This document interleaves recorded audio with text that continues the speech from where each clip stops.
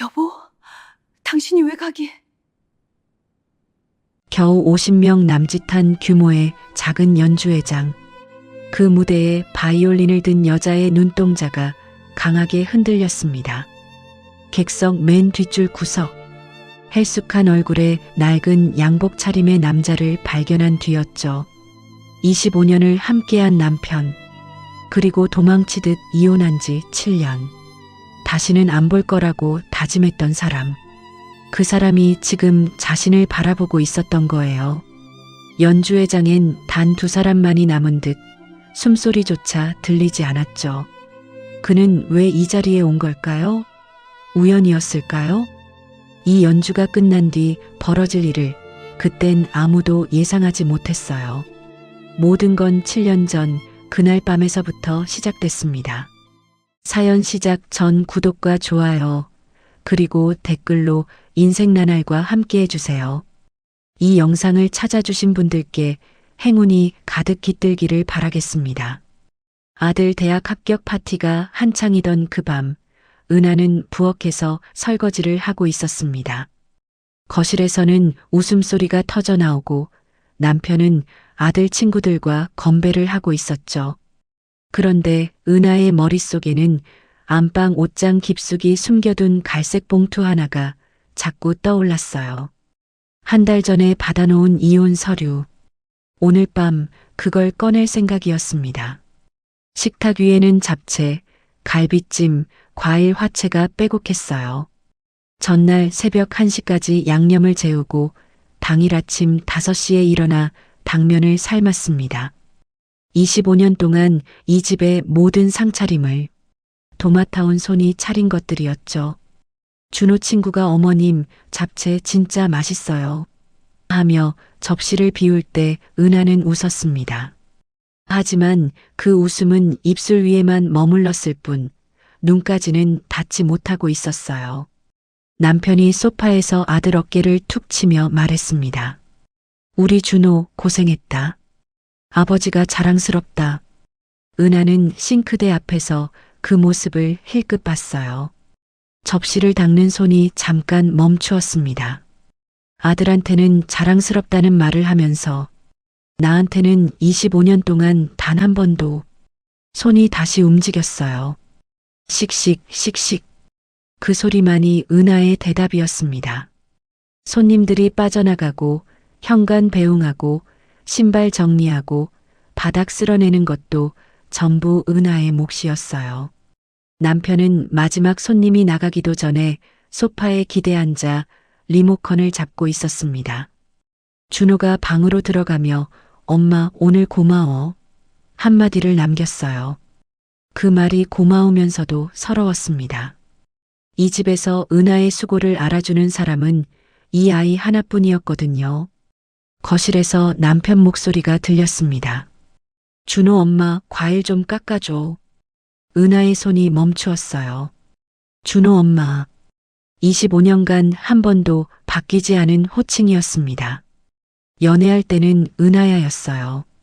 첫 데이트에서 서툴게 손잡으며 은하야, 저기 가볼까? 했던 목소리. 프로포즈할 때도 은하야, 나랑 결혼해 줄래? 였습니다. 그런데 결혼하고 아이 태어나고 세월이 흘러가면서 그 이름은 이 집에서 완전히 사라졌어요. 집에서는 준호 엄마, 바깥에서도 준호 엄마, 시댁에서는 며느리. 은하라는 이름을 마지막으로 들은 게 언제인지 은하 자신도 기억할 수 없었습니다. 남편에게 아기는 없었어요. 세상이 다 그렇게 부르니까 남편도 그런 것뿐이었죠. 하지만 이름이 불리지 않는 시간이 10년, 20년이 되자 은하는 거울을 봐도 자기가 보이지 않았습니다. 거울 속에는 박정수의 아내와 박준호의 엄마만 있었어요. 서은아라는 사람은 어디에도 없었습니다. 남편은 나쁜 사람이 아니었어요. 이게 은하를 25년간 가장 힘들게 한 문장이었습니다. 바람 피운 적 없고 손 올린 적 없고 월급 꼬박꼬박 넣어줬어요. 세상 기준으로 나무랄 데 없는 남편이었습니다. 문제는 그게 전부였다는 거예요. 은하가 아파서 누워있던 날이 있었어요. 온몸이 떨리고 머리가 깨질 듯 아픈데 남편이 방문을 열고 고개를 들이밀었습니다. 은하는 기대했어요. 괜찮아? 같은 말이 나올 거라고. 하지만 남편 입에서 나온 건 이거였습니다. 저녁은? 그 두 글자가 이불 위에 찬물처럼 쏟아졌어요. 은하가 뭘 좋아하는지, 무슨 꿈이 있었는지, 요즘 무슨 생각을 하는지 남편이 물어본 적은 25년간 단 한 번도 없었습니다. 나쁜 사람이면 차라리 미워하고 떠나지. 나쁘지 않은 사람인데 이유를 뭐라고 대야 하지. 나쁘지 않은 남편이라는 게 오히려 은하를 옴짝달싹 못하게 만든 감옥이었어요. 부엌 불을 끄고 복도에 서니 준호방에서 불빛이 새어나오고 있었습니다. 은하는 그 빛을 내려다보며 한참을 서 있었어요. 이 아이 때문에 버텼습니다. 새벽에 일어나는 이유도, 잡채를 만드는 이유도, 참는 이유도 전부 이 아이 때문이었어요. 그런데 그 아이가 대학에 갑니다. 곧 이 방을 비우고 이 집을 떠날 거예요. 그때 남는 건 뭘까요? 남편과 단둘이 앉은 식탁. 뉴스 소리만 채우는 거실. 준호 엄마 밥. 준호 엄마 과일. 그게 남은 생의 전부가 될 거였습니다. 그 질문에 답할 수 없었던 밤이 수백 번이었어요. 그리고 오늘 아들이 합격한 바로 오늘 그 수백 번의 밤이 하나의 결심으로 굳어졌습니다. 준호방 불이 꺼진 걸 확인하고 은하는 안방 옷장에서 그 갈색 봉투를 꺼냈어요. 모서리가 구겨져 있었습니다. 결심이 흔들릴 때마다 꺼냈다 넣기를 반복한 흔적이었죠. 오늘은 손이 떨리지 않았습니다. 식탁에 서류를 펼쳐놓고 소파에서 졸고 있는 남편을 불렀어요. 여보, 여기 좀 앉아봐요. 남편이 눈을 비비며 오다가 서류를 보고 멈칫했습니다. 졸음이 한 번에 달아난 얼굴이었어요. 이게 뭐야? 이혼 서류요. 남편이 천천히 앉아서 서류를 집어들었습니다. 글자를 읽는 건지 그냥 보는 건지 모를 눈빛으로 한참을 내려다보았어요. 나 평생 당신이랑 애 뒷바라지만 했어요. 이제 나도 사람답게 하고 싶은 거 하면서 살고 싶어. 벽시계 초침 소리만 울렸습니다. 한참 뒤에야 남편이 입을 열었어요. 목소리가 떨리고 있었습니다. 내가 뭘 잘못한 건데? 화가 나서 떨리는 게 아니었어요. 진짜로 모르겠다는 떨림이었습니다. 25년간 돈 벌고 바람 안 피우고 아들 잘 키웠으니까 자기가 할 일을 다 했다고 생각하는 사람이었어요. 그런데 대체 왜 이 밤에 이 서류가 식탁 위에 있는 건지 남편은 정말로 몰랐습니다. 그 모른다는 것 자체가 은하가 떠나야 하는 이유였어요. 동시에 이 사람을 끝까지 미워할 수 없는 이유이기도 했습니다. 은하는 대답하지 않았어요. 대답하면 무너질 것 같았거든요.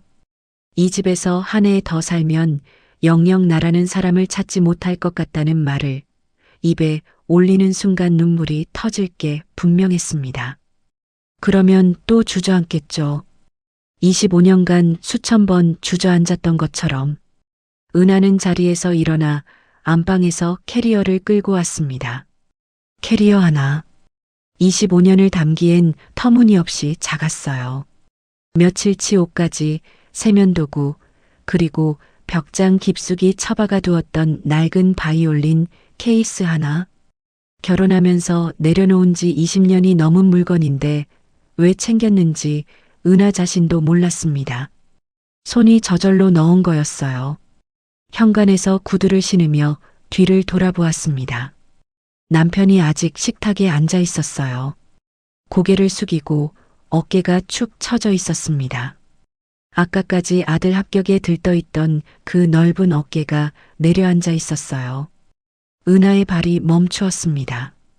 심장이 쿵 내려앉았어요. 돌아가고 싶었습니다. 서류 찢어버리고 미안해요. 내가 잠깐 미쳤나 봐요. 하고 싶었어요. 하지만 그러면 내일도 5시에 일어나 도시락을 싸겠죠. 모레도 그 다음 날도 안전하고 익숙하고 그래서 숨이 막히는 하루를 반복하겠죠. 은하는 발을 떼었습니다. 현관문이 닫혔어요. 복도에 캐리어 바퀴 소리가 울렸습니다. 엘리베이터 버튼을 누르고 기다리는 동안 입술을 깨물었어요. 울지 않으려고. 이건 도망이 아니라 선택이라고 스스로에게 말하려고.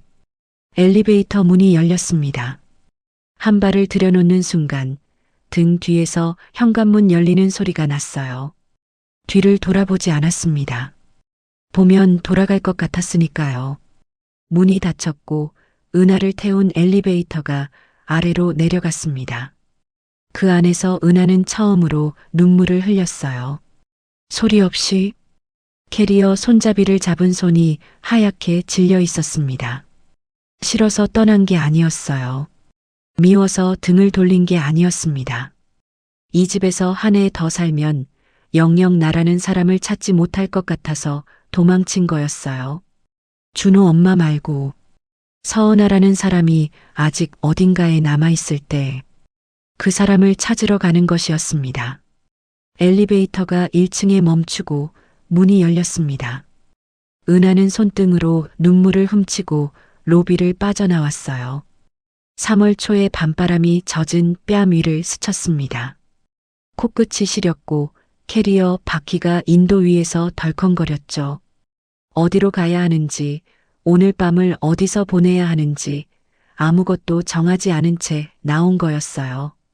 25년 만에 은하가 스스로 고른 첫 번째 방향은 방향이 없다는 것이었습니다. 역 근처 모텔에서 하룻밤을 보냈어요. 낯선 이불 냄새가 코 속에 배었고 천장에 누런 얼룩을 올려다보며 뜬 눈으로 밤을 새웠죠. 며칠 뒤 보증금이 적게 드는 원룸을 하나 구했습니다. 짐이라 해봐야 캐리어 하나와 바이올린 케이스뿐이었으니 이삿짐 트럭도 필요 없었어요. 그리고 몇 주 뒤 두 사람은 법원에 나란히 앉았습니다. 판사 앞에서 이혼 의사를 확인하는 자리였어요. 아이러니하게도 25년 결혼 생활 중 가장 오래 서로의 눈을 들여다본 시간이었죠. 정수는 끝까지 아무 말도 못했고 은하는 고개를 숙인 채 서명했습니다.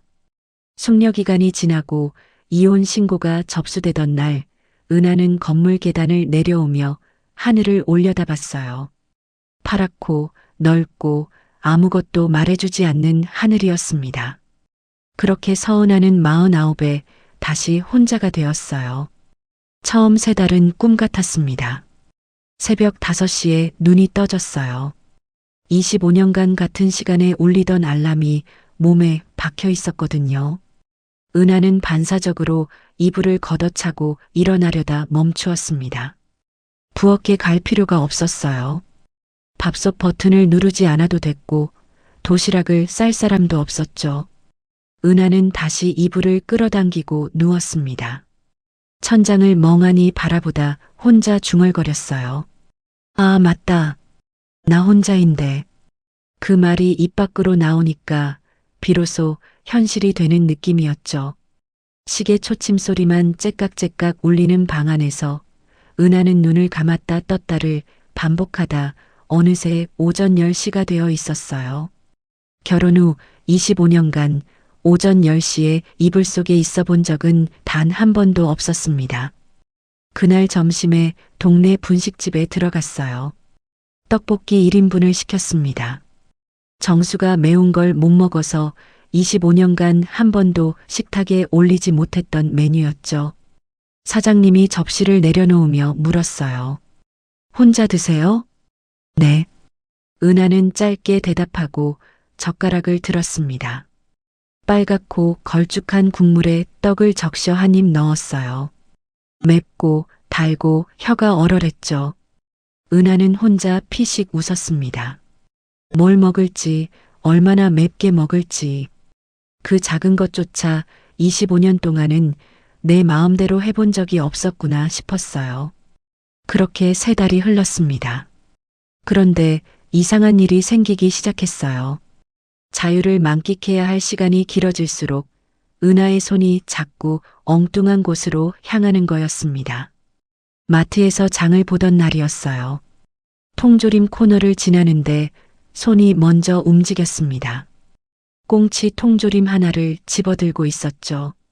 정수가 좋아하던 거였어요.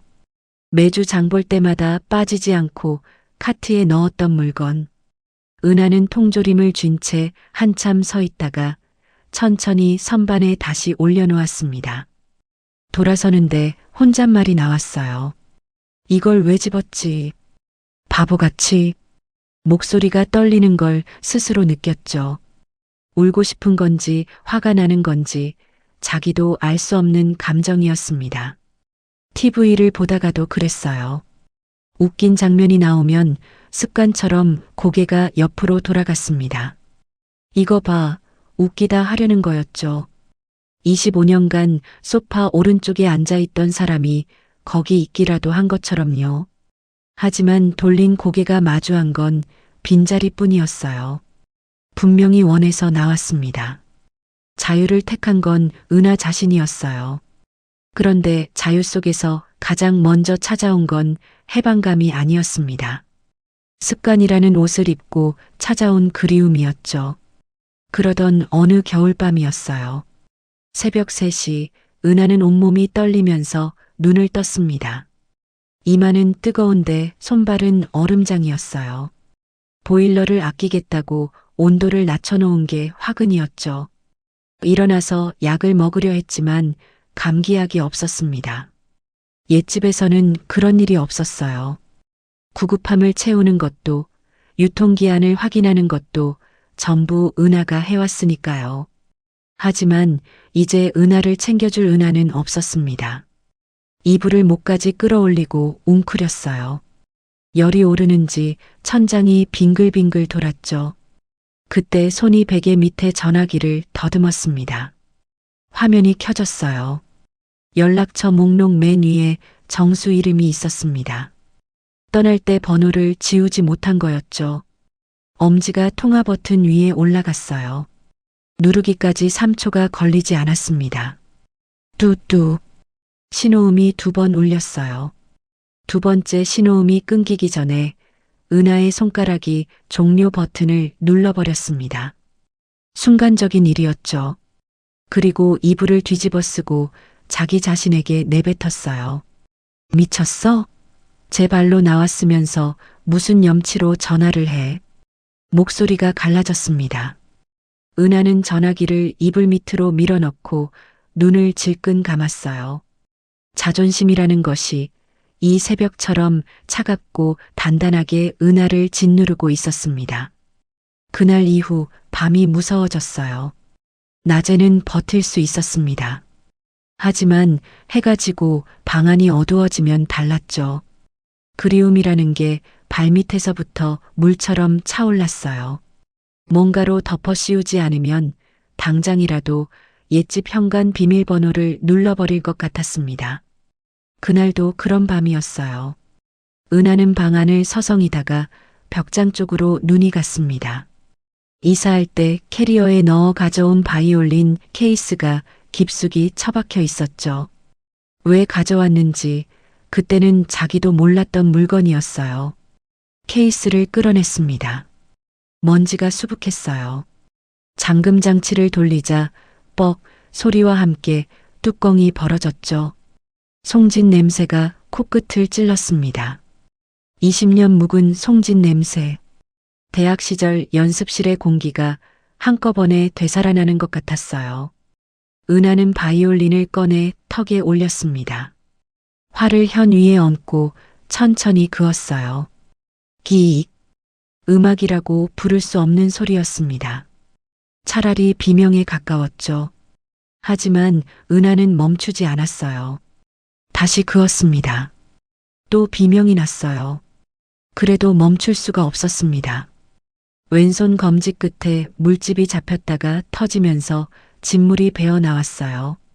현 위에 흐릿한 핏자국이 묻었죠. 그래도 활을 놓지 않았습니다. 바이올린은 음악이 아니었어요. 정수에게 달려가고 싶은 다리를 묶어두는 밧줄이었습니다.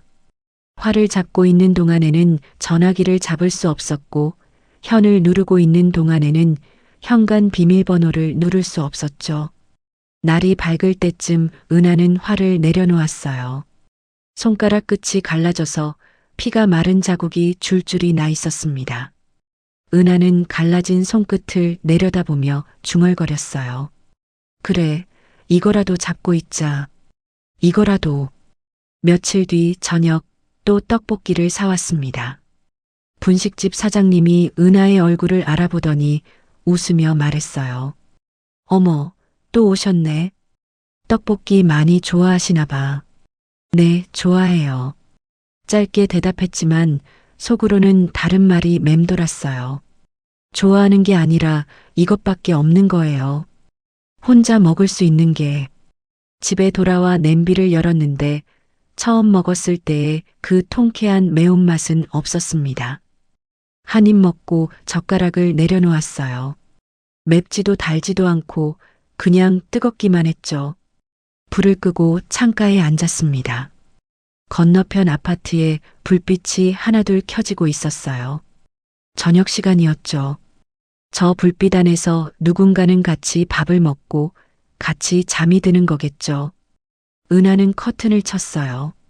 식지 않은 떡볶이 냄비가 어둠 속에서 김을 뿜고 있었고 은하는 이불을 뒤집어 쓴 채 눈을 감았습니다.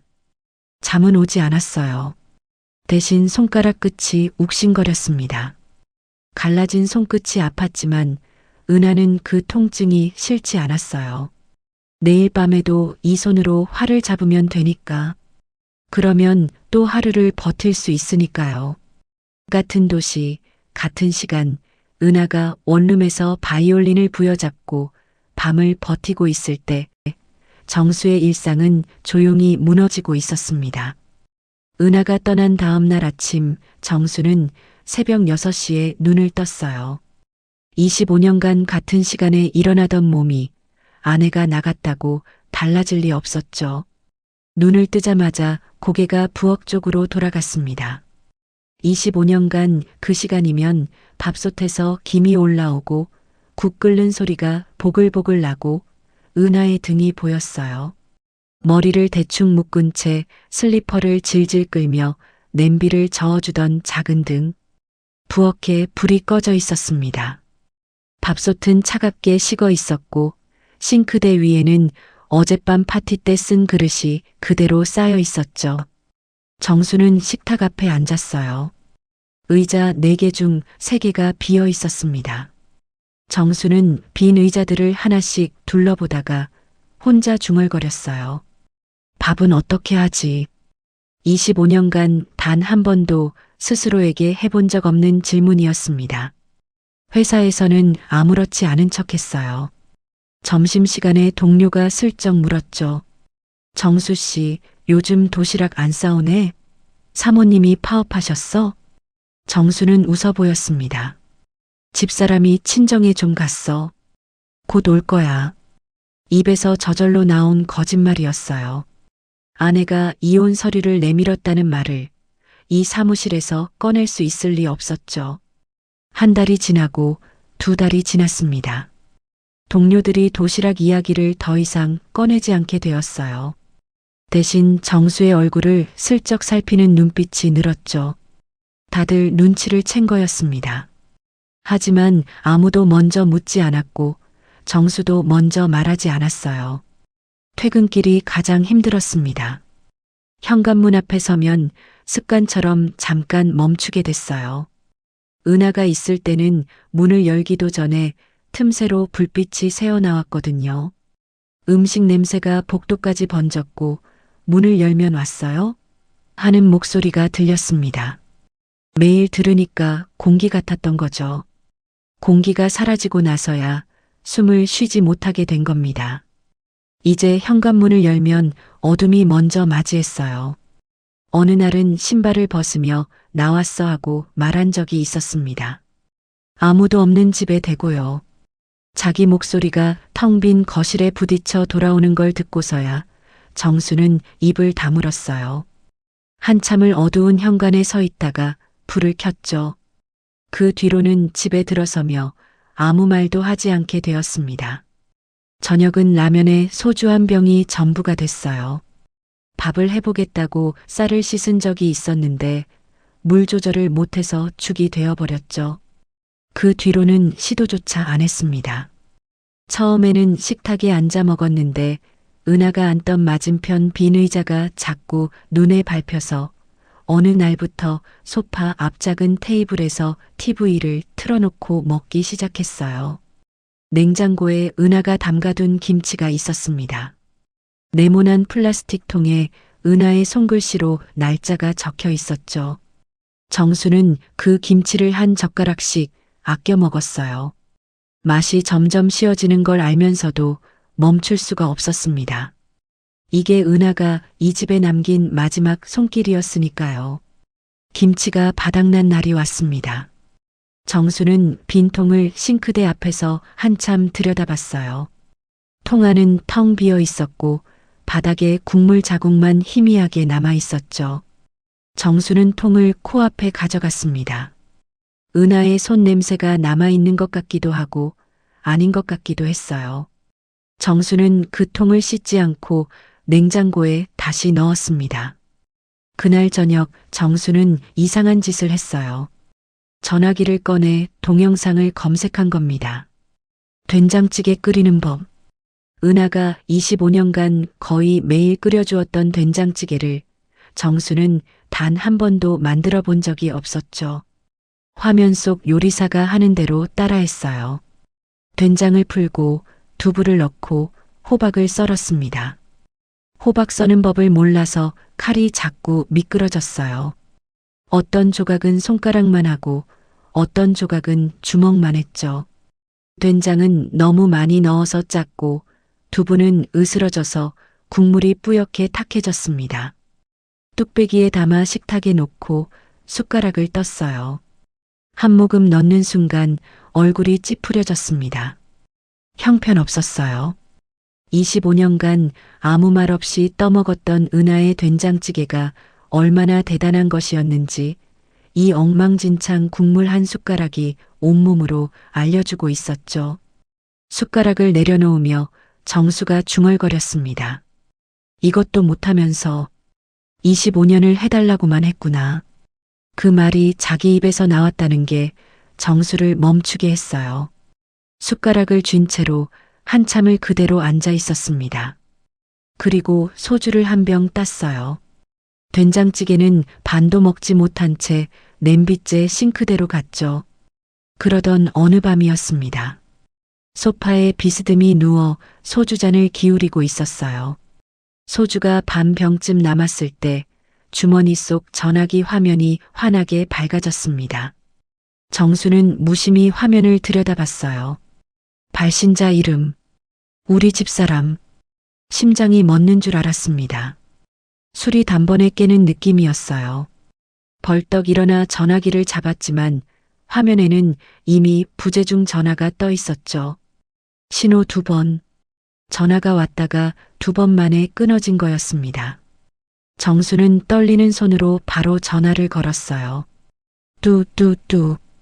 받지 않았습니다. 다시 걸었어요. 역시 받지 않았죠. 제발 한 번만 받아줘. 세 번째 통화 버튼을 누르며 정수가 내뱉은 말이었습니다. 신호음이 길게 울리다 끊어졌어요. 네 번째는 차마 누르지 못했죠. 걸려왔다가 끊긴 게 할 말이 있어서인지 손이 미끄러진 실수인지 정수로서는 알 길이 없었습니다. 하지만 심장은 이미 답을 정해놓고 있었어요. 할 말이 있었던 거라고. 나한테 전화를 한 거라고. 그날 밤 정수는 소파에 앉아 우리 집사람이라는 글자가 적힌 화면을 수십 번 들여다봤습니다. 한 번만 더 올려주면 이번에는 반드시 받겠다고. 전화는 다시 오지 않았어요. 소주를 2병 비울 때까지 화면은 까맣게 꺼져 있었습니다. 은하가 왜 떠났는지 정수는 아직도 이해하지 못했어요. 나쁜 짓을 하지 않았는데 벌을 받는 기분. 그게 매일 밤 정수의 속을 갉아먹었죠. 하지만 된장찌개를 끓여보았던 그 저녁 이후로 정수의 머릿속에는 작은 금이 하나 가 있었습니다.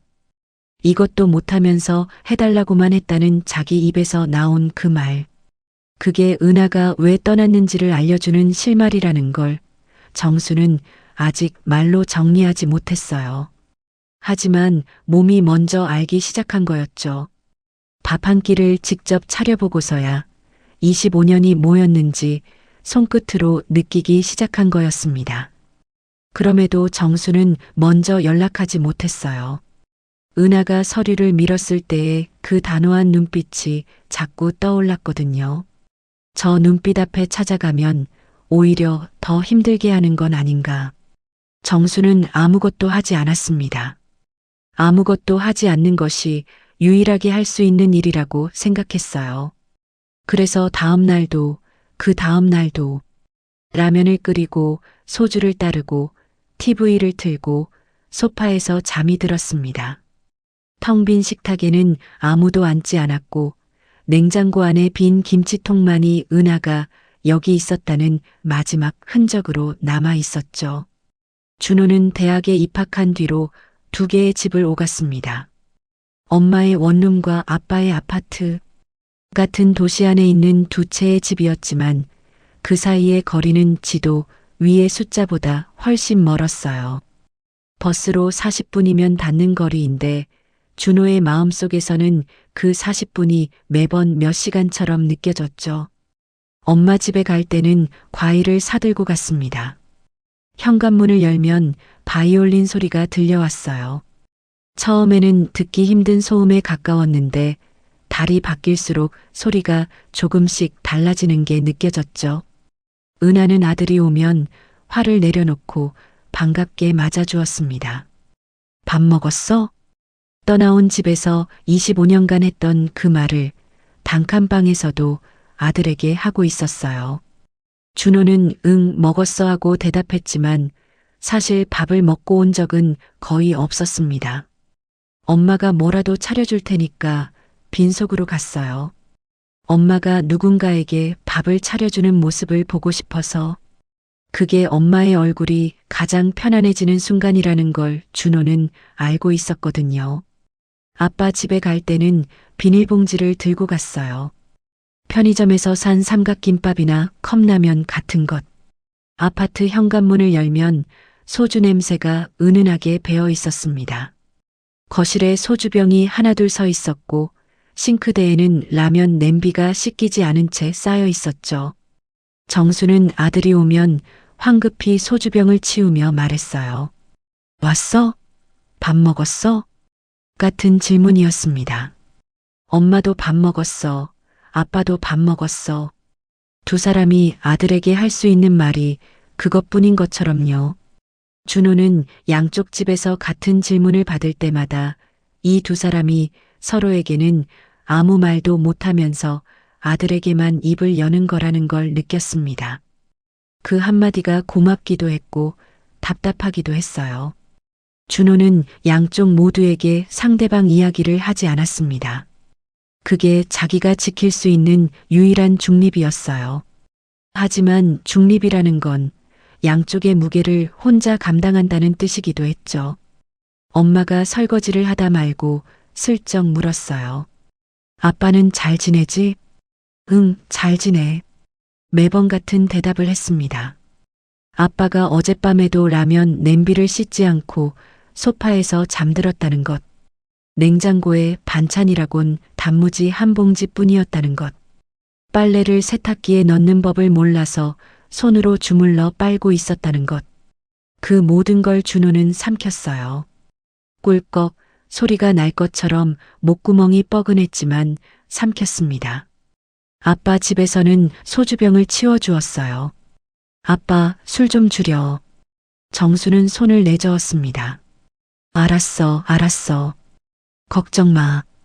다음번에 가면 소주병은 또 그 자리에 서 있었어요. 한 번은 준호가 소주병을 세어본 적이 있었습니다. 싱크대 옆에 3병, 소파 밑에 1병, 신발장 옆 비닐봉지 안에 5병. 일주일치였어요. 준호는 그 병들을 말없이 비닐봉지에 담아 밖에 내다 놓았습니다. 아빠, 엄마 연락 안 해? 정수는 TV를 보는 척하며 대답했어요. 안 해. 할 이유가 있나? 리모컨을 만지작거리는 손이 살짝 굳는 걸 준호는 봤습니다. 그리고 준호는 알고 있었어요. 아빠 전화기 즐겨찾기 첫 번째가 여전히 우리 집사람인 걸요. 아빠가 화장실에 간 사이에 본 적이 있었거든요. 지울 생각이 없는 건지, 지우지 못하는 건지, 아마 둘 다였을 겁니다. 두 사람 모두 아들 앞에서는 괜찮은 척 했어요. 은하는 웃으며 바이올린 이야기를 했고, 정수는 회사 이야기를 했습니다. 하지만 준호의 눈에는 둘 다 괜찮지 않았어요. 가장 힘든 건 명절이었습니다. 대학 친구들이 단체 채팅방에 가족 사진을 올렸어요. 부모님, 형제들, 조카들까지 모인 거실 사진. 우리 아빠가 갈비를 이만큼 사왔어. 엄마가 전 부치느라 난리임. 준호는 웃는 표정을 하나 보내고 화면을 껐습니다. 추석에 엄마 집에 가서 둘이 송편을 빚었어요. 설에는 아빠 집에 가서 둘이 떡국을 먹었죠. 4명이 둘러앉던 식탁이 2명씩 쪼개져서 명절마다 반쪽짜리 밥상만 차리는 게 준호의 20대였습니다. 친구가 물은 적이 있었어요. 준호야, 너 부모님 이혼하셨다며? 괜찮아? 응, 괜찮아. 둘 다 잘 지내. 그 괜찮아가 양쪽 부모에게서 배운 거짓말이라는 걸 준호는 알고 있었습니다. 엄마도 괜찮아라고 했고, 아빠도 괜찮아라고 했고, 이제 아들까지 괜찮아라고 하고 있었어요.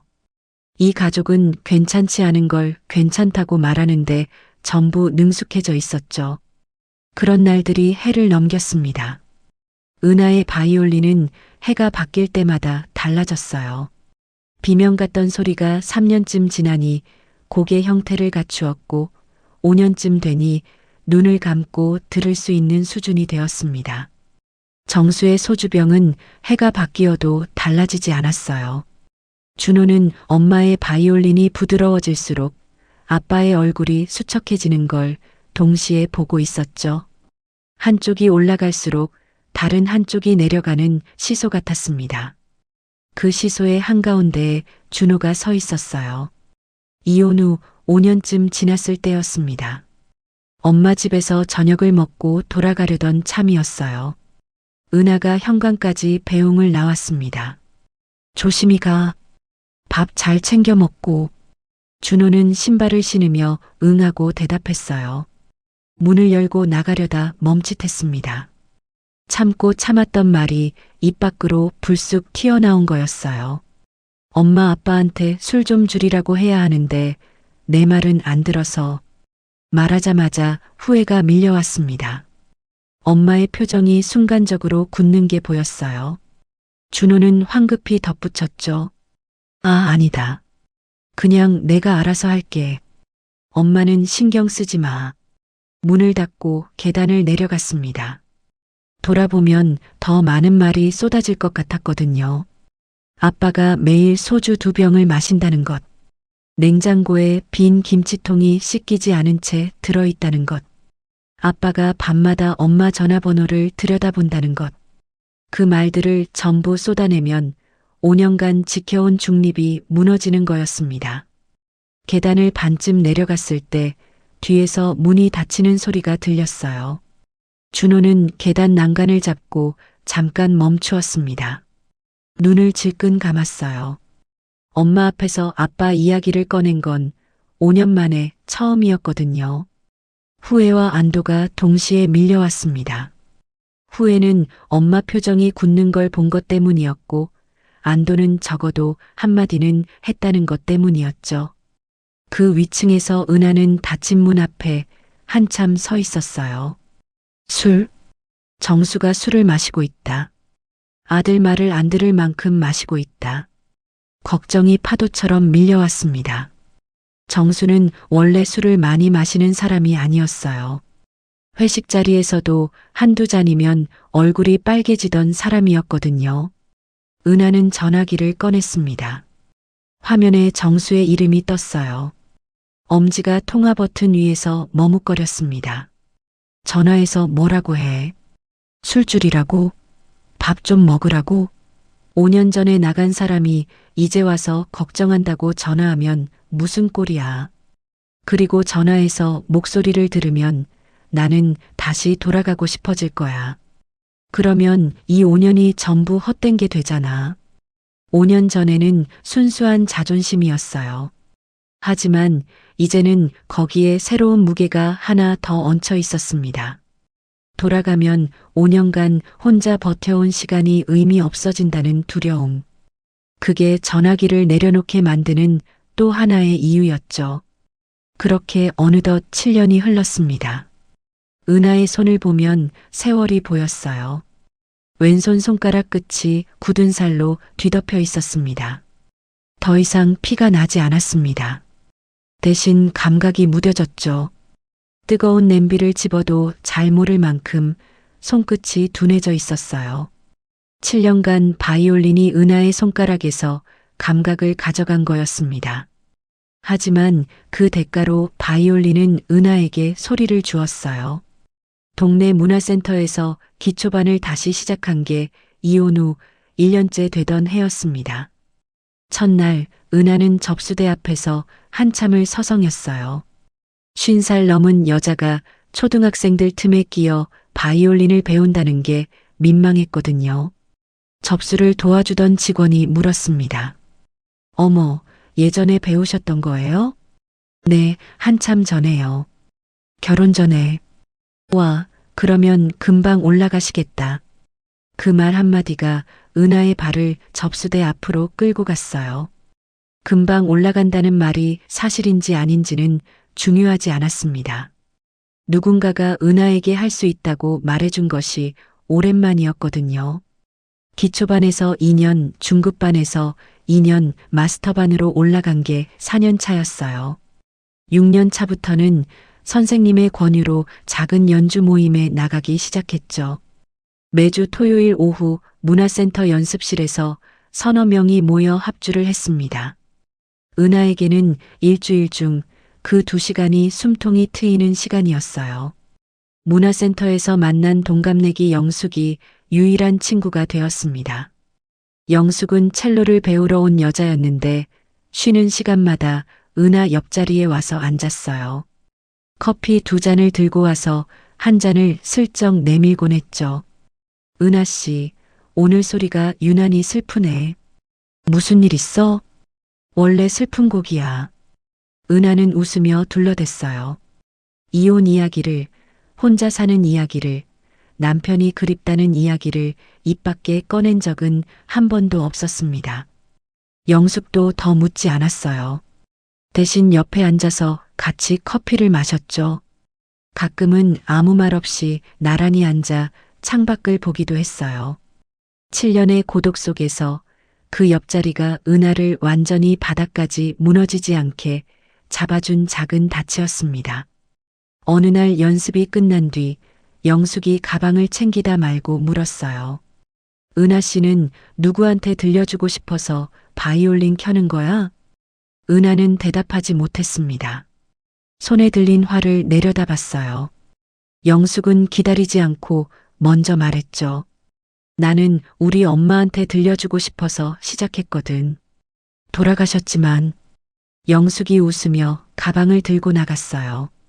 은하는 빈 연습실에 혼자 남았습니다. 활을 잡은 손을 내려다보며 한참을 앉아 있었어요. 누구한테 들려주고 싶은 걸까? 답은 이미 알고 있었습니다. 인정하기가 힘들었을 뿐이죠.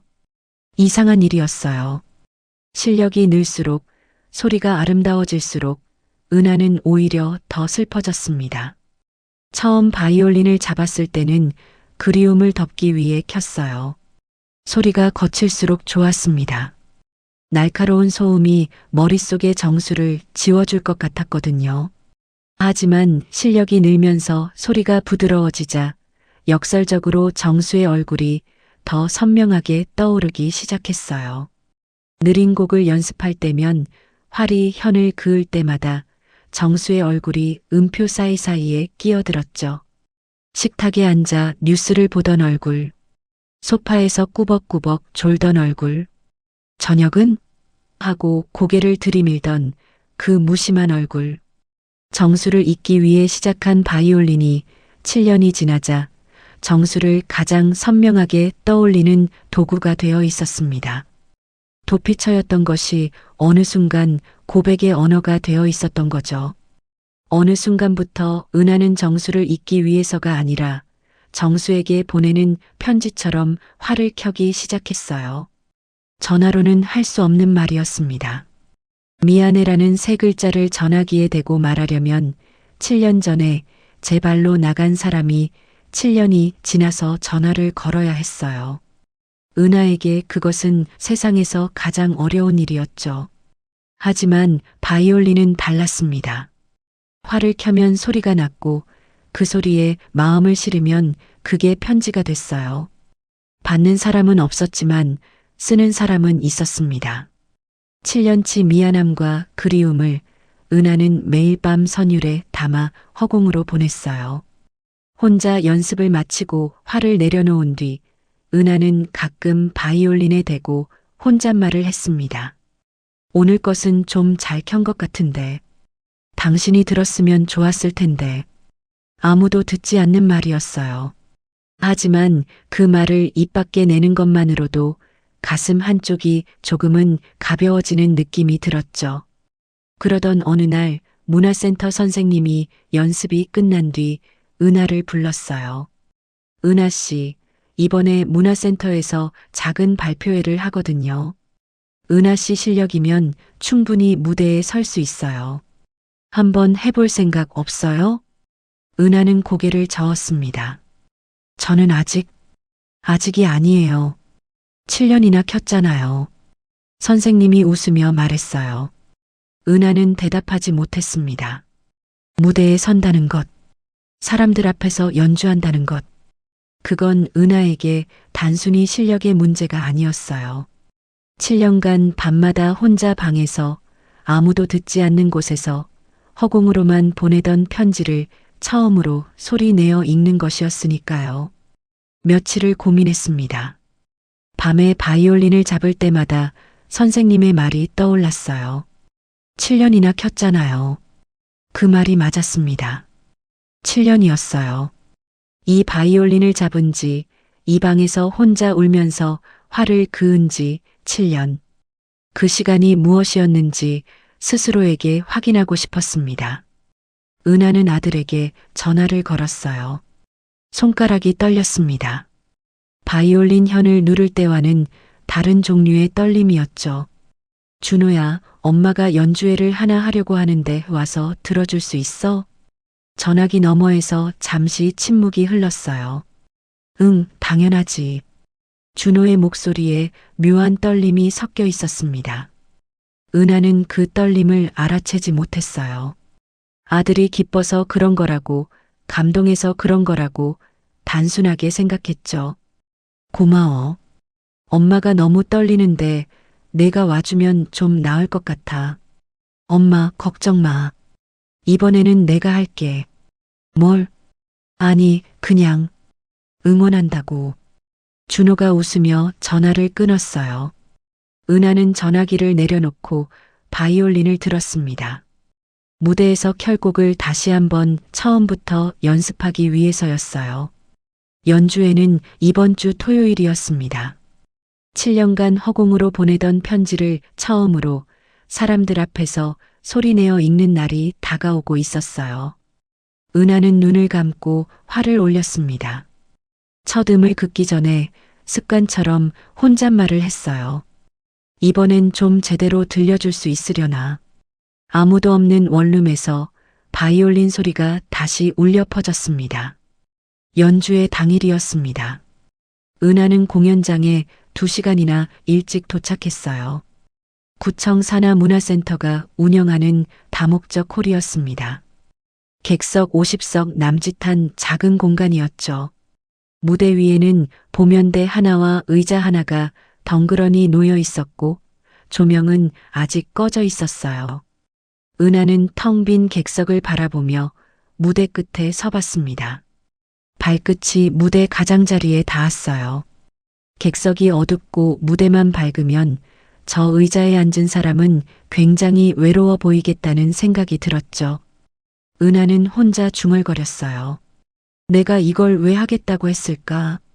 후회가 밀려왔습니다. 아직 무대에 서기 전인데 벌써 심장이 목구멍까지 차올라 있었거든요. 하지만 돌아갈 수도 없었어요. 준호에게 오라고 해놓았고 영숙이 꽃까지 준비하겠다고 했고 선생님이 프로그램에 이름을 넣어버렸으니까요. 대기실로 들어가 바이올린 케이스를 열었습니다. 활에 송진을 바르는 손이 미세하게 떨렸어요. 대학 졸업 연주회 이후로 사람들 앞에서 연주하는 건 처음이었습니다. 그때는 24이었고 지금은 56이었죠. 그 사이에 25년의 결혼 생활과 7년의 이별이 있었어요. 송진을 바르는 동작이 자꾸 느려졌습니다. 손가락 끝에 굳은 살이 송진 위를 스칠 때마다 7년이라는 시간의 무게가 손끝에 실리는 것 같았어요. 거울 앞에 섰습니다. 검은색 원피스를 입고 있었죠. 영숙이 골라준 거였어요. 옷을 같이 사러 가던 날 영숙이 이 원피스를 들고 왔습니다. 이거 입어봐. 무대에서는 검은색이 제일 멋있어.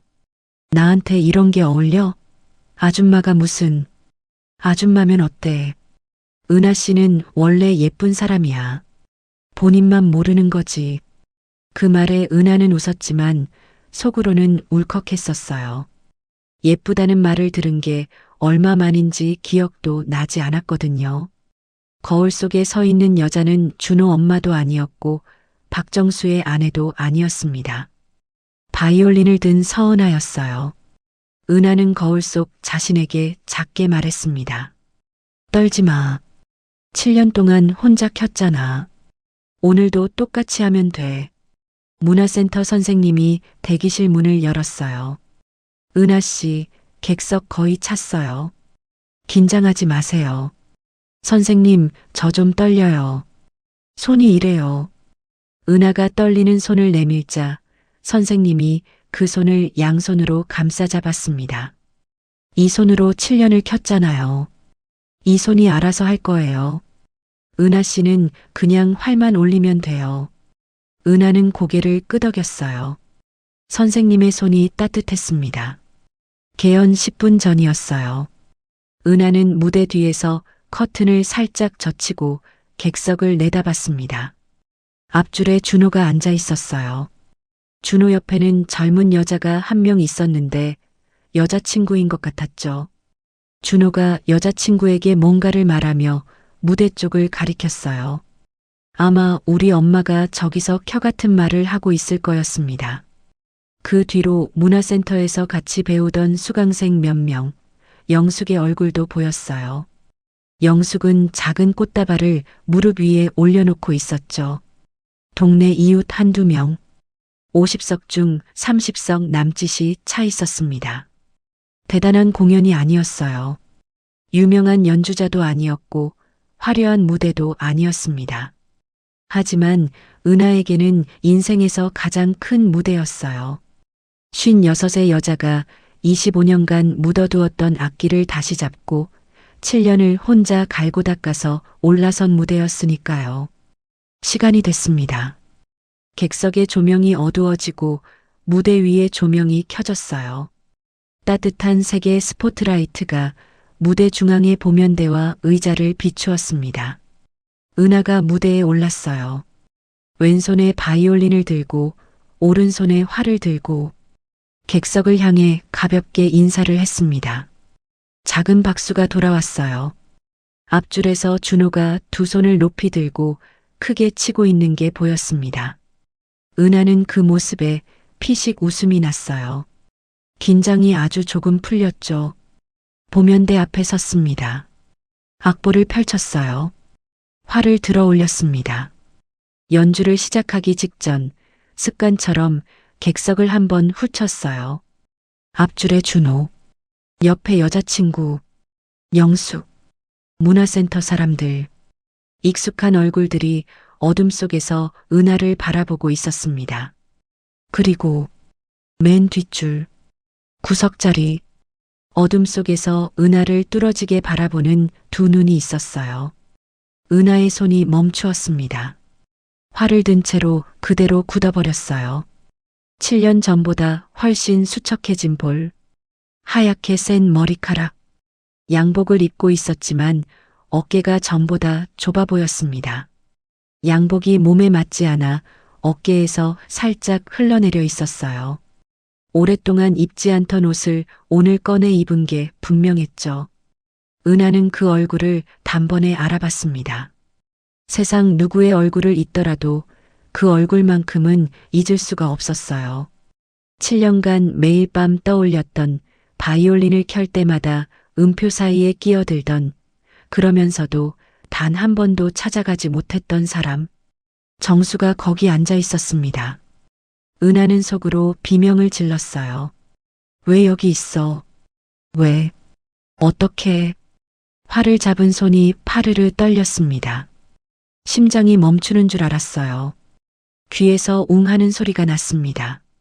객석의 다른 얼굴들은 전부 지워지고 맨 뒷줄에 그 사람만 보였어요.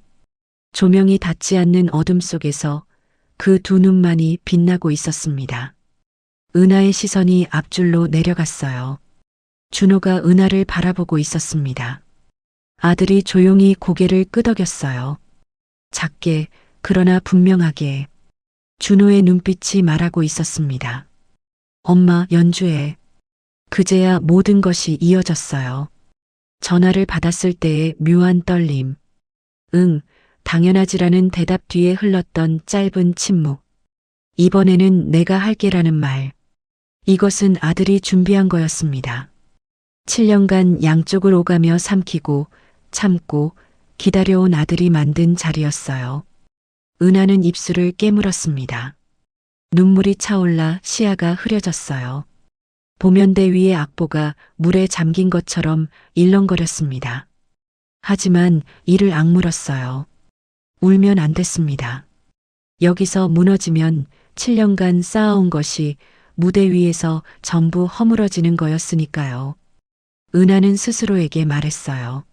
소리 없이 입술만 움직여서 울지 마. 울면 못 켜. 지금 켜야 해. 이 사람한테 들려줘야 해. 이 연주는 더 이상 발표회를 위한 게 아니었습니다.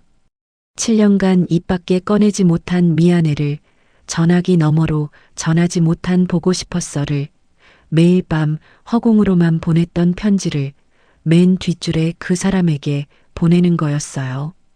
은하는 눈을 감았습니다. 깊이 숨을 들이쉬었어요.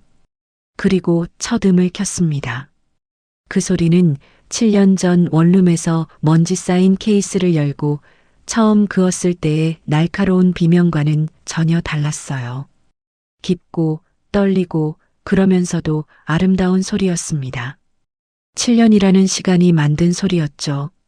처음 몇 마디는 활이 흔들렸어요.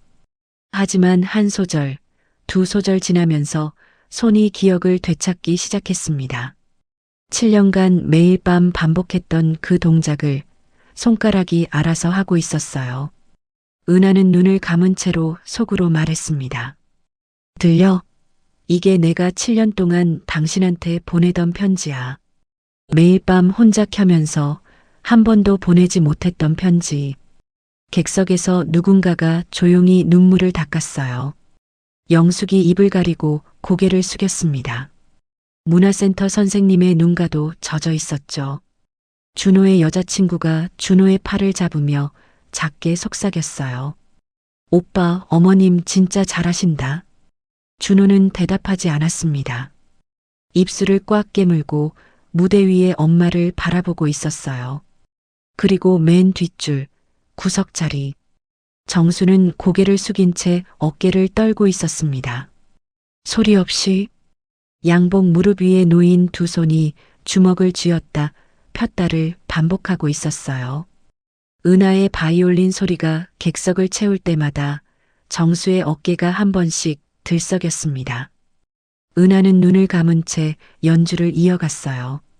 감은 눈 사이로 눈물이 한 줄기 흘러내렸습니다.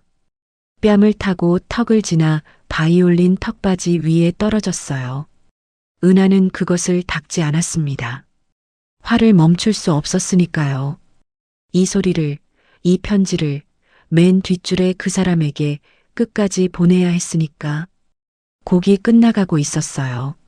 마지막 소절에 들어섰을 때 은하의 입술이 미세하게 움직였습니다. 화를 켜면서 소리 없이 말하고 있었어요. 미안해. 보고 싶었어? 정말 많이. 마지막 음이 공연장 안에 울려 퍼지고 활이 천천히 내려왔습니다. 잠시 정적이 흘렀어요. 아무도 움직이지 않았습니다. 그 정적이 2, 3초쯤 이어졌을까? 박수가 터져 나왔어요. 작은 공연장을 가득 채우는 박수 소리. 준호가 제일 먼저 자리에서 일어섰습니다. 그 뒤로 영숙이, 선생님이 하나둘 자리에서 일어났어요. 은하는 고개를 숙여 인사했습니다. 고개를 들었을 때 맨 뒷줄을 봤어요. 정수가 자리에서 일어서고 있었습니다. 박수를 치고 있었어요. 서투르게, 어색하게 하지만 두 손을 크게 벌려서 양복 소매가 손목 위로 올라가 있었어요. 7년 전에는 그 양복에 딱 맞았을 손목이 뼈만 남은 것처럼 가늘어져 있었습니다. 은하는 무대 위에서 그 모습을 바라봤어요. 입술을 깨물었습니다. 무대 위에서 참았던 것이 한꺼번에 올라오려 했죠. 하지만 끝까지 참았어요. 바이올린을 가슴에 안고 다시 한번 고개를 숙였습니다. 고개를 숙인 채 은하는 속으로 말했어요. 당신 왔구나. 진짜 왔구나. 작은 공연장 안에 박수 소리와 바이올린의 잔향이 함께 울리고 있었습니다. 무대를 내려와 대기실에서 바이올린을 케이스에 넣는데 손이 말을 듣지 않았어요. 케이스 잠금 장치를 3번이나 놓쳤습니다. 심장이 아직도 뛰고 있었거든요. 맨 뒷줄에 앉아있던 그 사람의 얼굴이 눈앞에서 지워지지 않았어요. 영숙이 대기실 문을 열고 들어왔습니다. 작은 꽃다발을 들고 있었죠. 은하 씨, 완전 울 뻔했어. 아니, 울었어 나. 진짜 잘했어. 고마워, 영숙아. 은하는 웃었지만 눈이 자꾸 대기실 문 너머를 향했어요. 영숙이 그걸 눈치챘는지 슬쩍 고개를 기울였습니다. 밖에 누가 기다리고 있던데. 양복 입은 남자. 꽃 들고. 은하의 손이 멈추었어요. 영숙은 더 묻지 않았습니다. 꽃다발을 은하 손에 쥐어주고 어깨를 한번 토닥이더니 나갔어요. 문이 닫히고 은하는 혼자 남았습니다. 거울 속 자신을 봤어요. 눈가가 벌겋게 부어 있었죠. 은하는 손바닥으로 눈밑을 꾹 눌렀습니다. 진정해. 진정하자. 케이스를 들고 로비로 나왔어요. 정수가 서 있었습니다. 꽃다발을 들고 있었어요. 큰 꽃다발은 아니었지만 작은 것도 아니었습니다. 장미랑 카네이션이 어수선하게 섞여 있었죠. 꽃을 고르는데 서투른 사람이 꽃집에서 한참을 서성인 흔적이 보이는 꽃다발이었어요. 아내에게 꽃을 사본 적이 인생에서 몇 번이나 됐을까? 은하는 그 어수선한 꽃다발을 보는 순간 가슴이 쿵 내려앉았습니다. 7년 만에 아내를 만나러 오는 길에 이 사람은 옷장에서 양복을 꺼내 입고 꽃집에 들렀던 거였어요. 정수가 꽃을 내밀며 말했습니다. 연주 잘 들었어. 그리고 잠시 뜸을 들이더니 덧붙였어요. 당신 참 멋지게 변했구나. 그 한마디에 은하의 눈에서 눈물이 또 쏟아졌습니다. 무대 위에서 꾹꾹 참았던 것이 로비에서 터져버린 거였어요. 은하는 꽃다발을 받아들고 고개를 숙였습니다. 눈물이 꽃잎 위로 떨어졌어요. 원망의 말은 한마디도 없었습니다. 왜 떠났냐고 묻지 않았어요. 7년이 어땠냐고 따지지도 않았죠. 정수는 그저 아내가 무대 위에서 빛나던 모습이 대견하다는 듯 어색하지만 진심인 미소를 짓고 서 있었습니다. 은하는 그 웃음에 무너졌어요. 원망을 들을 각오는 되어 있었거든요. 하지만 원망 대신 돌아온 게 멋지게 변했구나라는 말이었습니다. 그 다정함이 칼날보다 날카롭게 은하의 가슴을 베었어요. 가까이서 본 정수는 은하의 기억 속 사람이 아니었습니다. 볼이 푹 꺼져 있었어요. 광대뼈가 도드라져 보일 만큼 살이 빠져 있었죠. 손은 거칠게 갈라져 있었고 양복은 어깨에서 흘러내릴 만큼 헐렁했습니다. 이 양복은 7년 전에 정수의 어깨에 딱 맞았던 양복이었어요. 25년간 은하가 챙겨준 밥을 먹으며 유지되던 몸이 7년 사이에 이 양복 안에서 줄어들어 있었습니다. 그리고 양복에서 희미하게 술 냄새가 났어요. 하루 이틀 마셔서 배는 냄새가 아니었습니다. 오랜 시간 동안 매일 꾸준히 마신 사람의 몸에서 나는 냄새였죠. 은하가 정수의 얼굴을 올려다보며 말했어요. 목소리가 떨렸습니다. 당신 왜 이렇게 됐어? 밥은 먹고 다닌 거야? 정수는 웃으며 손을 내저었어요. 나 원래 좀 마른 편이잖아. 괜찮아. 괜찮지 않다는 걸 은하는 알 수 있었습니다. 수척해진 얼굴과 떨리는 손과 양복에 밴 오래된 술 냄새가 전부를 말하고 있었어요.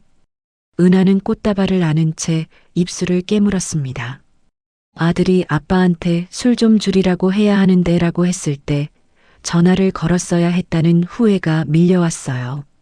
준호가 다가왔습니다. 엄마와 아빠 사이에 서서 두 사람을 번갈아 보더니 말했어요. 둘이 할 이야기 많잖아. 나는 먼저 갈게. 그리고 여자친구의 손을 잡고 돌아서려는데 은하가 아들의 팔을 잡았습니다. 준호야.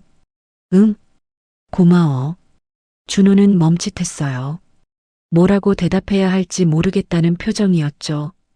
그리고 씩 웃으며 말했습니다. 밥 먹어, 엄마.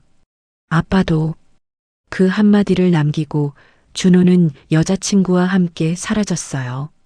밤늦게까지 공연장 근처의 작은 카페에 마주 앉았습니다. 정수는 아메리카노를 시켰고 은하는 따뜻한 유자차를 시켰어요. 7년 만에 마주 앉은 두 사람 사이에 처음에는 침묵이 흘렀습니다.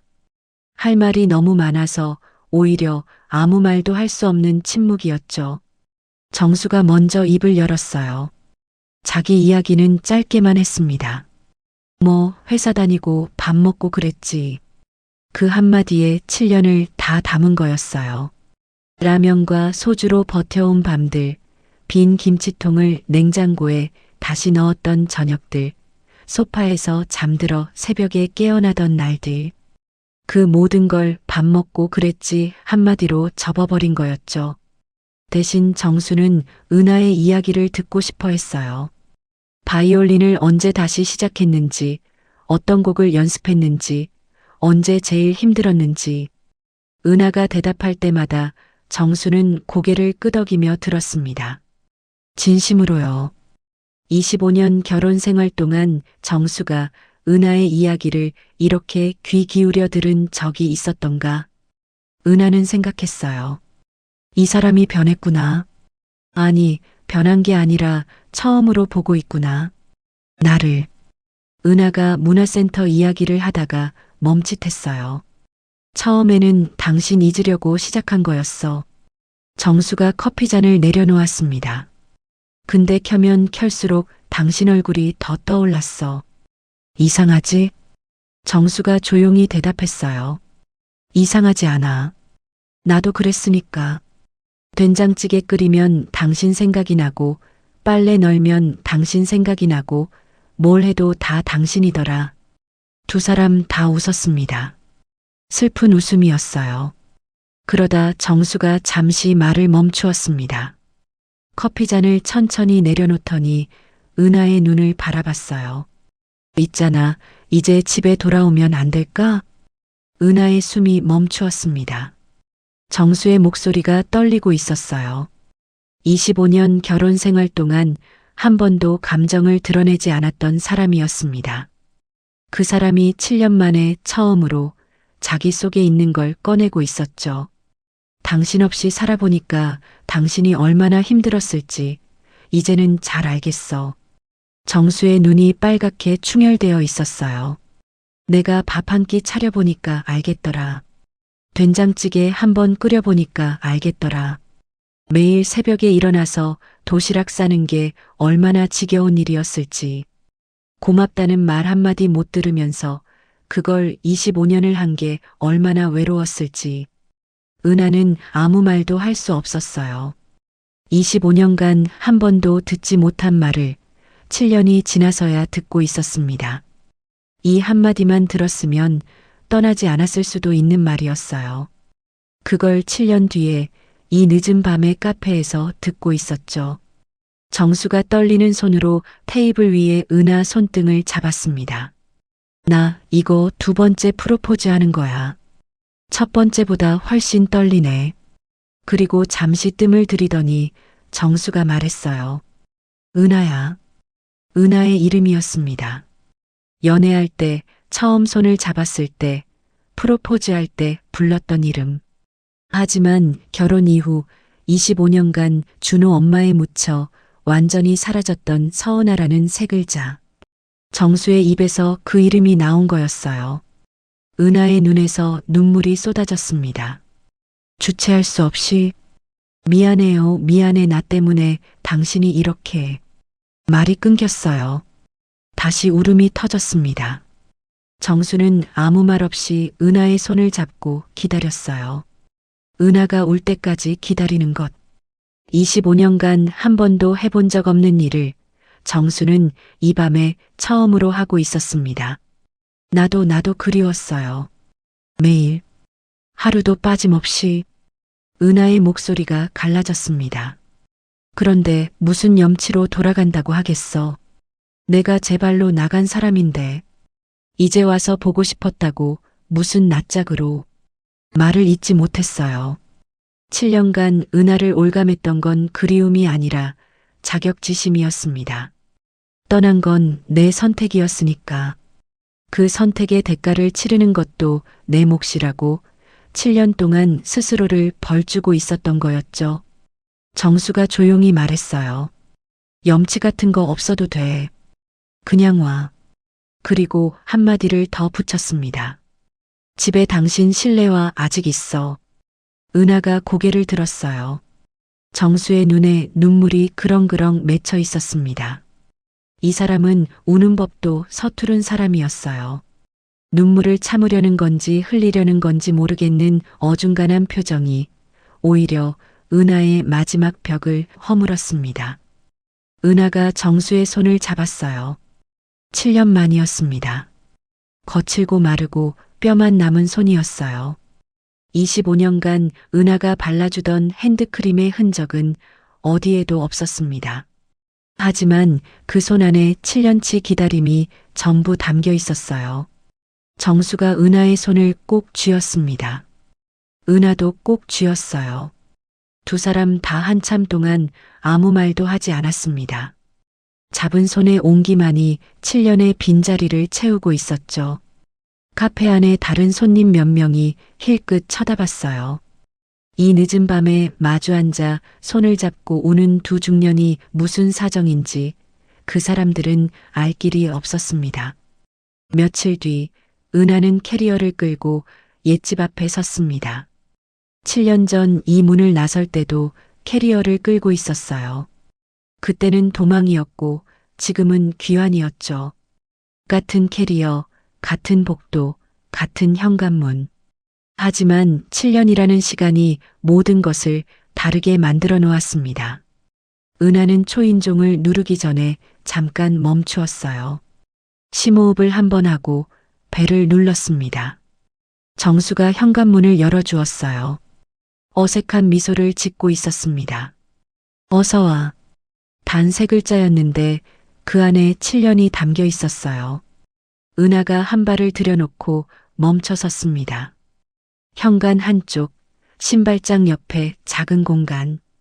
거기에 낡은 실내화 한 켤레가 놓여 있었어요. 은하의 것이었습니다. 7년 전 떠나면서 두고 간 실내화. 분홍색이었던 것이 발에서 회색에 가까워져 있었죠. 은하는 그 자리에 쪼그려 앉았어요. 실내화를 집어들었습니다. 먼지가 수북했어요. 하지만 신발장 안에 넣어둔 게 아니라 현관 바닥에 가지런히 놓여 있었습니다. 마치 은하가 외출했다, 금방 돌아올 사람인 것처럼요. 이걸 왜 안 치웠어? 은하의 목소리가 떨렸어요. 정수는 멀쩡한 척 대답했습니다. 치울 이유가 없었으니까. 은하는 고개를 돌렸어요. 찬장 위에 자기가 쓰던 꽃무늬 머그컵이 있었습니다. 거실 소파 왼쪽에는 은하가 앉던 자리의 방석이 그대로 놓여 있었죠. 안방 화장대 위에는 쓰다 남기고 간 빈 스킨 로션 병이 아직도 서 있었어요. 내용물은 오래전에 말랐을 거였습니다. 하지만 정수는 그걸 버리지 않았어요. 이 집은 7년간 은하가 떠나기 전 상태 그대로 멈춰 있었습니다. 시간이 흐르지 않은 것처럼, 은하가 잠깐 나갔다 돌아올 사람처럼 자리를 비워두고 기다리고 있었던 거였어요. 은하는 바래진 실내화를 신었습니다. 발에 딱 맞았어요. 7년 만에 이 집 바닥을 다시 밟는 느낌이 낯설면서도 익숙했죠. 은하는 혼자 중얼거렸어요. 나왔어. 7년 전 정수가 텅 빈 집에 대고 혼자 했던 말과 같은 말이었습니다. 정수는 그 말을 들었어요. 아무 대답 없이 고개를 돌렸습니다. 눈가가 붉어진 걸 들키고 싶지 않은 것 같았죠. 행복했습니다. 진심으로 깊이 행복했어요. 다음 날 아침 은하가 밥을 차렸습니다. 밥과 된장국, 계란말이와 김치. 대단한 상차림이 아니었어요. 하지만 정수는 식탁에 앉아 숟가락을 들더니 잠깐 멈추었습니다. 그리고 어색하게 말했어요. 잘 먹겠습니다. 은하의 손이 멈추었습니다. 눈물이 핑 돌았어요. 25년간 단 한 번도 하지 않았던 말이었거든요. 7년을 혼자 라면을 끓여 먹고 나서야 밥을 차려주는 사람에게 잘 먹겠습니다라는 말이 나오게 된 거였죠. 정수가 국물을 한 모금 떠먹고 숟가락을 내려놓았어요. 눈가가 붉어지는 게 보였습니다. 고개를 숙이고 다시 밥을 먹었죠. 아무 말도 하지 않았어요. 하지만 숟가락을 쥔 손이 살짝 떨리고 있었습니다. 은하는 맞은편에 앉아 그 모습을 바라봤어요. 이 사람이 이렇게 밥을 먹는 모습을 25년간 봐왔는데 오늘은 처음 보는 것 같았습니다. 저녁이면 은하가 거실에서 바이올린을 연습했어요. 정수는 소파에 앉아 조용히 들었습니다. 예전이었으면 TV를 켰을 거예요. 뉴스 소리로 거실을 채웠겠죠. 하지만 이제는 리모컨을 내려놓고 은하의 연주를 들었어요. 곡이 끝나면 서투르게 말했습니다. 오늘 것도 좋았어. 좋다는 말밖에 할 줄 모르는 사람이었어요.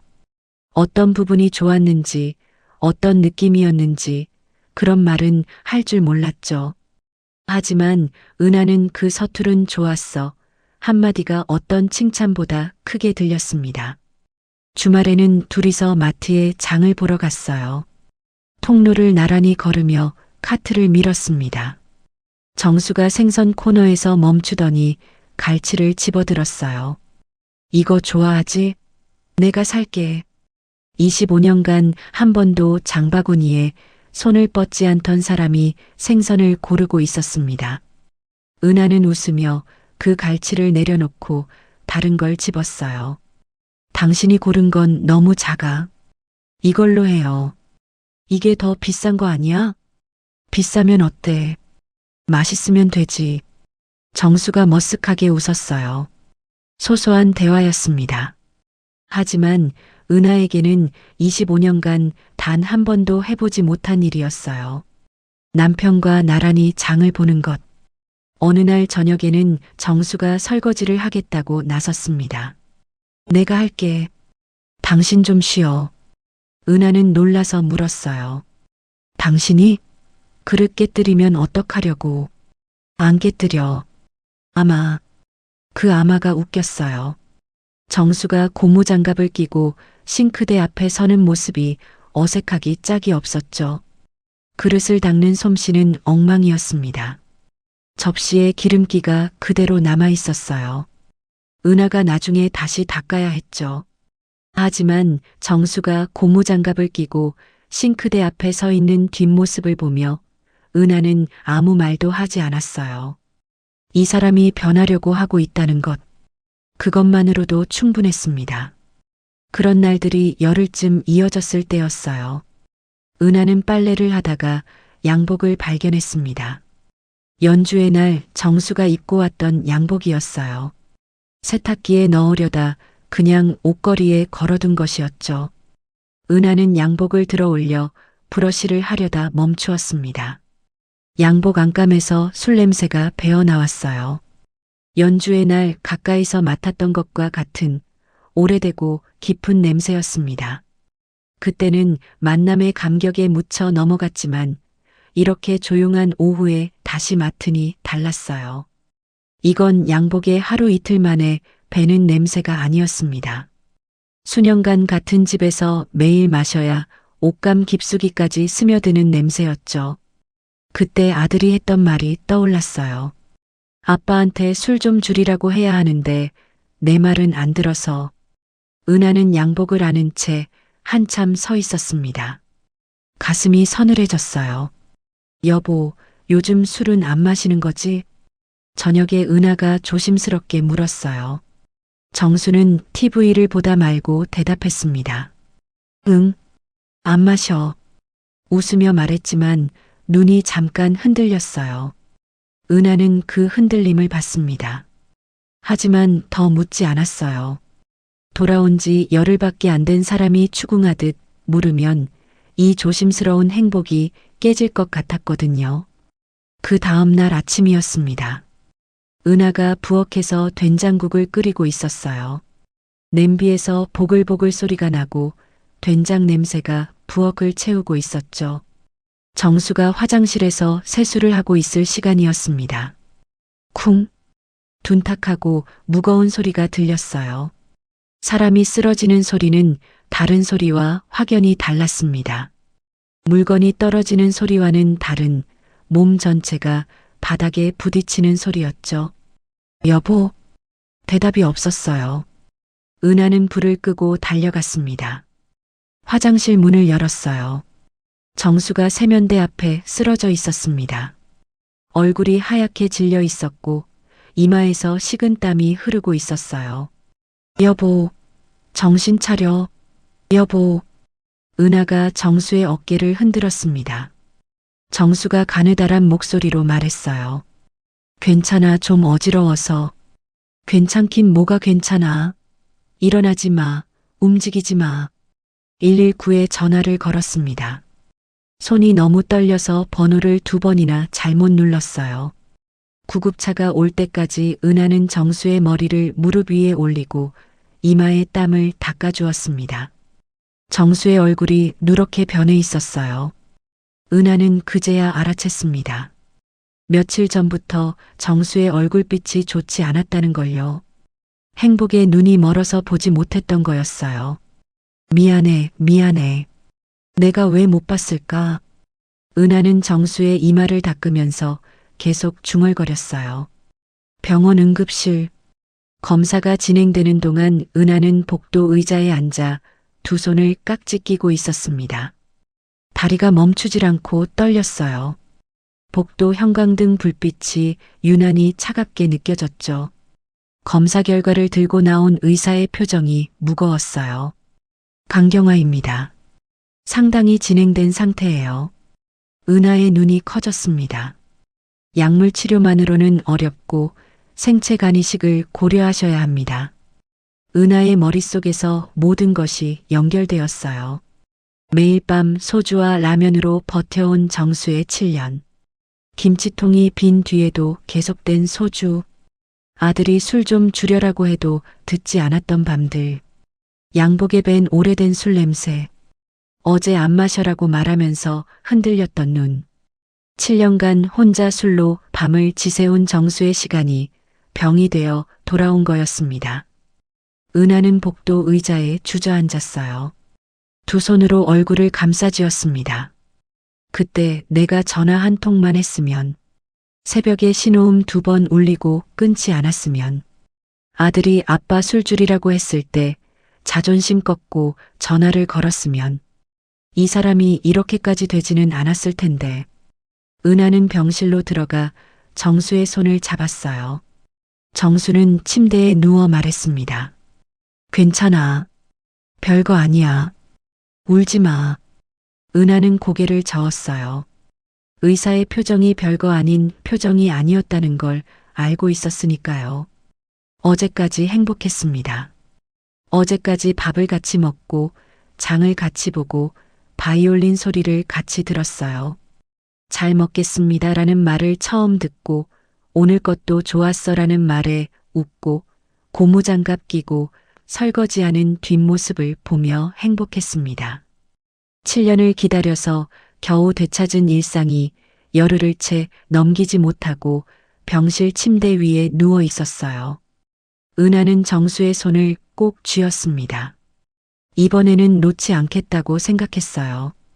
7년 전에 이 손을 놓고 현관문을 나섰던 것처럼 다시는 그러지 않겠다고. 정수가 은하의 손을 쥔 채 눈을 감았어요. 은하는 그 옆에 앉아 정수의 얼굴을 내려다봤습니다. 수척하고 누렇고 7년의 세월이 전부 새겨진 얼굴이었어요. 은하는 소리 없이 입술을 움직였습니다. 당신, 나 없는 7년이 이렇게 된 거야. 나도 당신 없는 7년이 그랬어. 둘 다 바보야, 진짜. 병실 창밖으로 늦은 오후의 햇살이 비스듬히 들어오고 있었습니다. 정수의 손은 따뜻했지만 은하의 마음은 차갑게 식어가고 있었어요. 이번 첫 주가 지났습니다. 낮에는 괜찮아 보였어요. 은하가 곁에 있었으니까. 은하가 죽을 끓여 가져오면 정수는 숟가락을 들며 잘 먹겠습니다를 했고, 은하가 이 말을 짚어보면 정수는 손을 밀어내며 나 괜찮다니까 했습니다. 입버릇처럼 괜찮다고 했어요. 하지만 밤이 되면 달랐습니다. 은하가 보호자용 간이 침대에서 잠깐 눈을 붙이는 사이 정수는 천장을 바라보고 있었어요.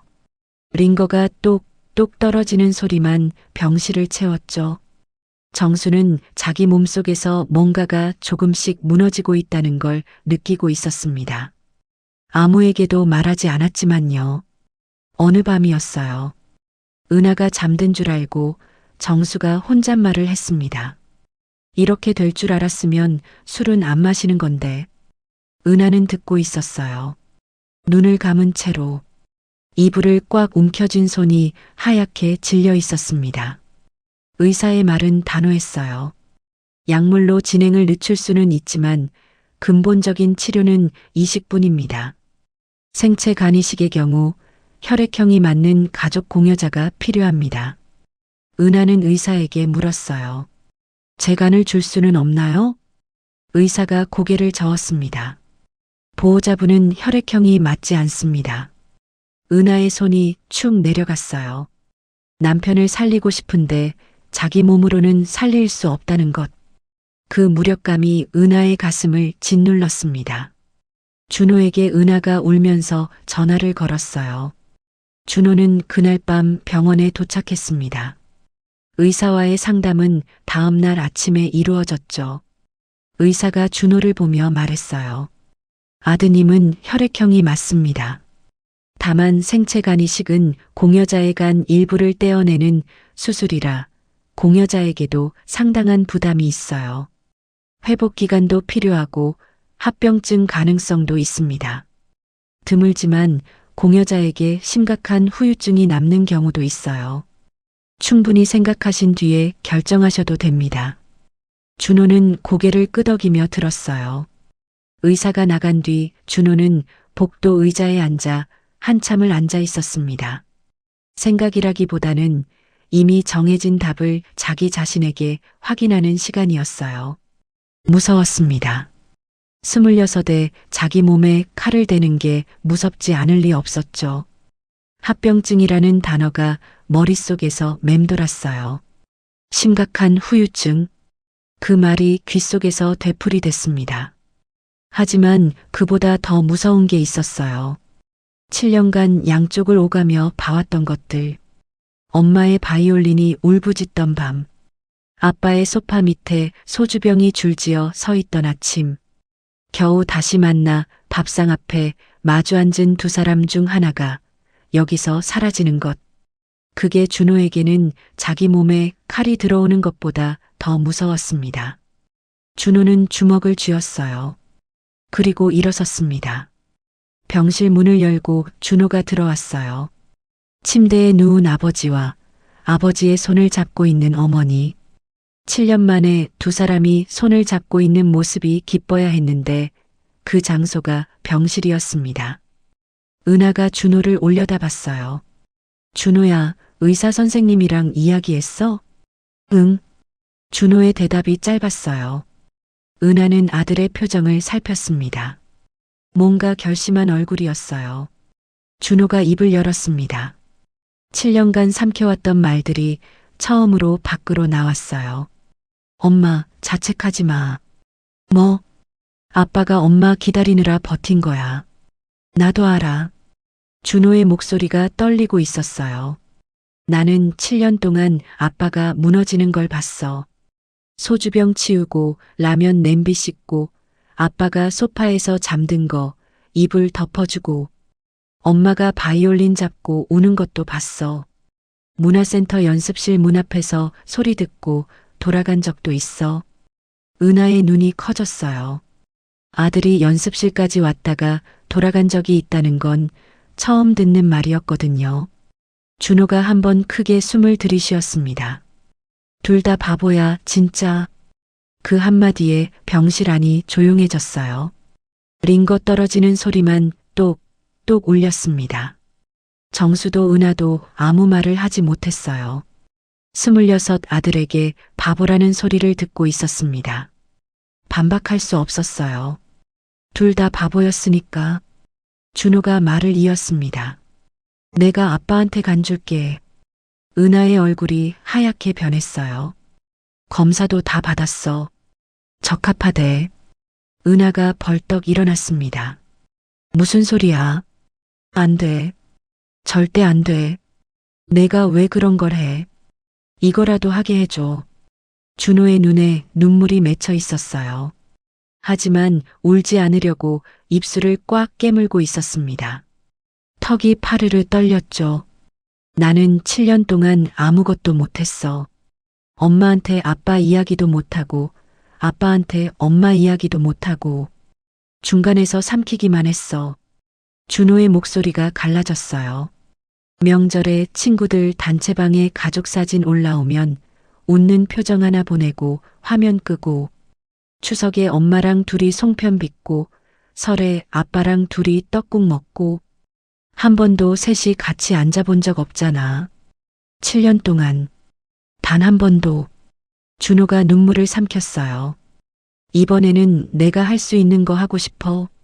아빠 살리는 거. 이거라도. 은하는 아들의 팔을 잡았어요. 손에 힘이 들어갔습니다. 너한테 무슨 일이 생기면 어떡해. 의사 선생님이 합병증 가능성도 있다고 했잖아. 후유증이 남으면 어쩌려고. 알아. 다 들었어. 그런데도 하겠다고? 응. 준호가 엄마의 눈을 똑바로 봤어요. 흔들림이 없었습니다. 엄마가 7년 전에 캐리어 끌고 나갈 때 무서웠을 거잖아. 앞이 안 보이고 어디로 가야 할지도 모르고. 근데 나갔잖아. 그게 용기잖아. 나도 무서워. 근데 이거 안 하면 나는 평생 후회할 거야. 은하는 아들을 끌어안았어요. 참고 있던 것이 터졌습니다. 어깨가 들썩이고 숨이 끊어지듯 울었어요. 아들의 어깨도 떨리고 있었습니다. 씩씩한 척했지만 이 아이도 무서운 거였어요. 26. 아직 어린 이 아이가 내일 자기 몸에 칼을 대겠다고 하고 있었습니다. 침대에서 정수가 고개를 돌렸어요. 천장을 보고 있었지만 눈에서 눈물이 흘러내려 베개를 적시고 있었습니다. 정수가 갈라진 목소리로 말했어요. 준호야. 준호가 엄마 품에서 고개를 돌려 아버지를 봤습니다. 아버지가 미안하다. 그 말을 아들에게 하는 건 처음이었어요. 정수는 원래 그런 말을 하는 사람이 아니었거든요. 하지만 아들이 자기 몸에 칼을 대겠다는 말 앞에서 이 서투른 남자의 입에서도 미안하다가 나올 수밖에 없었습니다. 아버지가 제대로 못해서, 술로 버텨서, 내한테 이런 짐을 지우게 돼서 정수의 목소리가 끝까지 가지 못하고 끊어졌어요. 준호가 아버지의 손을 잡았습니다. 다른 한 손은 여전히 엄마의 손을 잡고 있었어요. 7년 만에 세 사람의 손이 하나로 이어진 거였습니다. 병실 침대 위에서, 링거줄 사이에서, 어울리지 않는 장소에서. 하지만 이 가족에게는 7년 만에 처음으로 셋이 한자리에 있는 순간이었어요. 짐 아니야, 아빠. 가족이잖아. 준호가 웃었어요. 눈물이 흐르는데 웃고 있었습니다. 수술 날짜가 잡혔어요. 이틀 뒤, 수술 전날 밤 준호가 은하에게 말했습니다. 엄마, 내일 수술 끝나고 나오면 엄마 바이올린 들려줘. 병원에서 들으면 기분 좋을 것 같아. 씩씩하게 웃으며 하는 말이었지만 은하는 알 수 있었어요. 아들이 무섭다는 걸, 바이올린을 들려달라는 건 내일 깨어났을 때 엄마가 곁에 있다는 증거를 미리 약속받고 싶은 거였죠. 은하는 아들의 손을 잡으며 말했습니다. 약속할게. 내가 눈 뜨면 제일 먼저 엄마 바이올린 소리가 들릴 거야.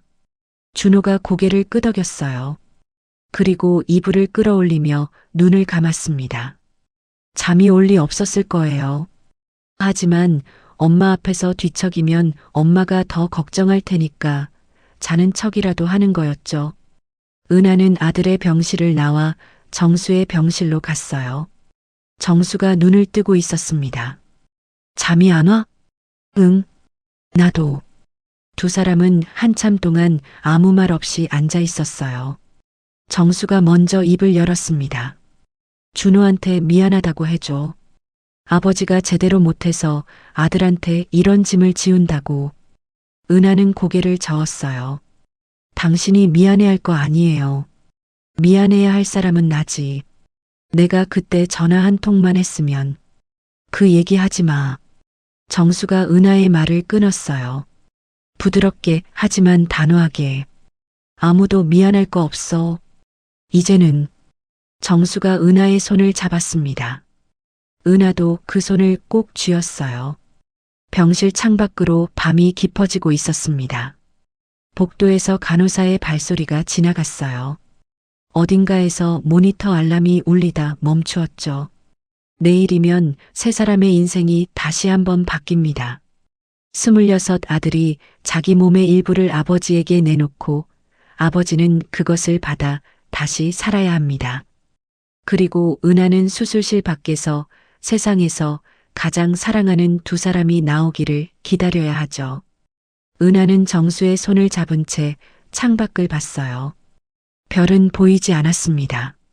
병원 주차장의 가로등 불빛만 희미하게 흔들리고 있었죠.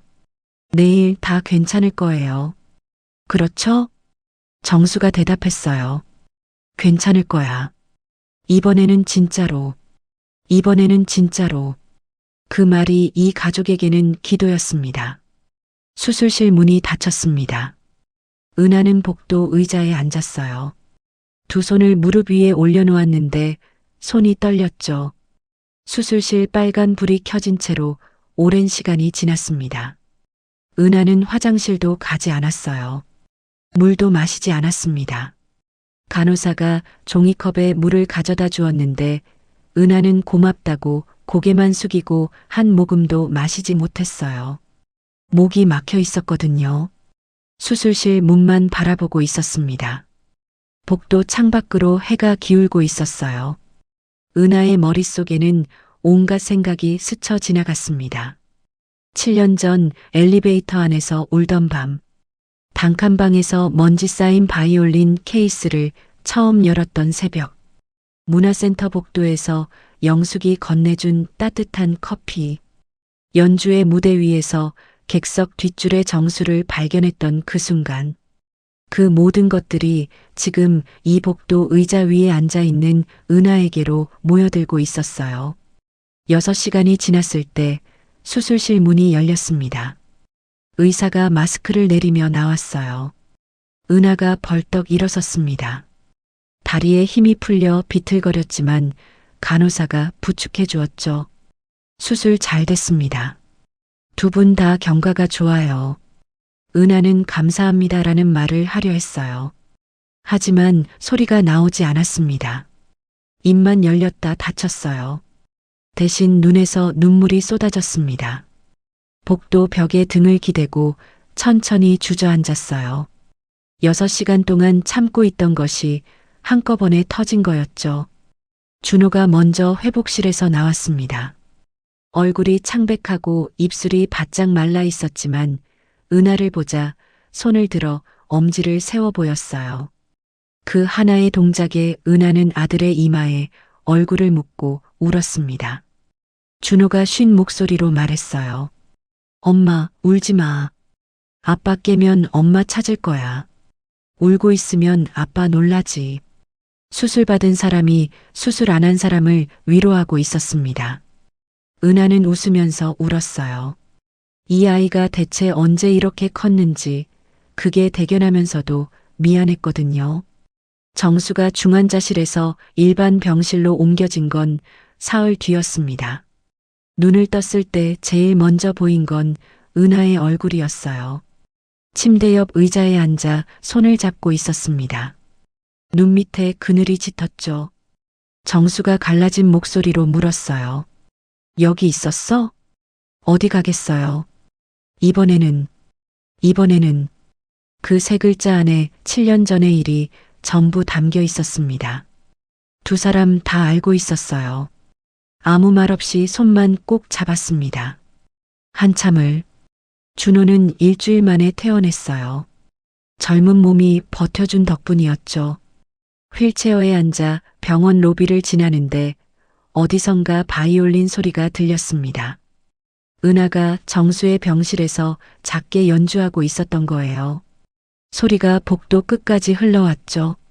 준호는 휠체어 바퀴를 멈추고 귀를 기울였어요. 그 선율은 비명이 아니었습니다. 편지도 아니었어요. 그냥 누군가 옆에 있다는 걸 알려주는 소리였습니다. 준호는 소리 없이 웃었어요. 눈가가 젖어 있었지만 웃고 있었습니다. 7년간 양쪽을 오가며 상상만 했던 풍경이었거든요. 엄마가 소리를 내고 아빠가 듣고 있는 모습, 그게 바로 지금 저 병실 안에 있었습니다. 한 달이 지나고 정수도 퇴원했어요. 병원 현관을 나서는데 은하가 팔을 잡아주었습니다. 이거 좀 쑥스럽네. 뭐가요? 당신이 내 팔을 잡아주는 게 예전에는 한 번도 없었잖아. 예전에는 내가 잡아달라고 말을 못했죠. 집에 돌아온 첫날 저녁이었습니다. 준호가 소파에 앉아 쉬고 있었어요. 부엌에서 뚝배기 소리가 났습니다.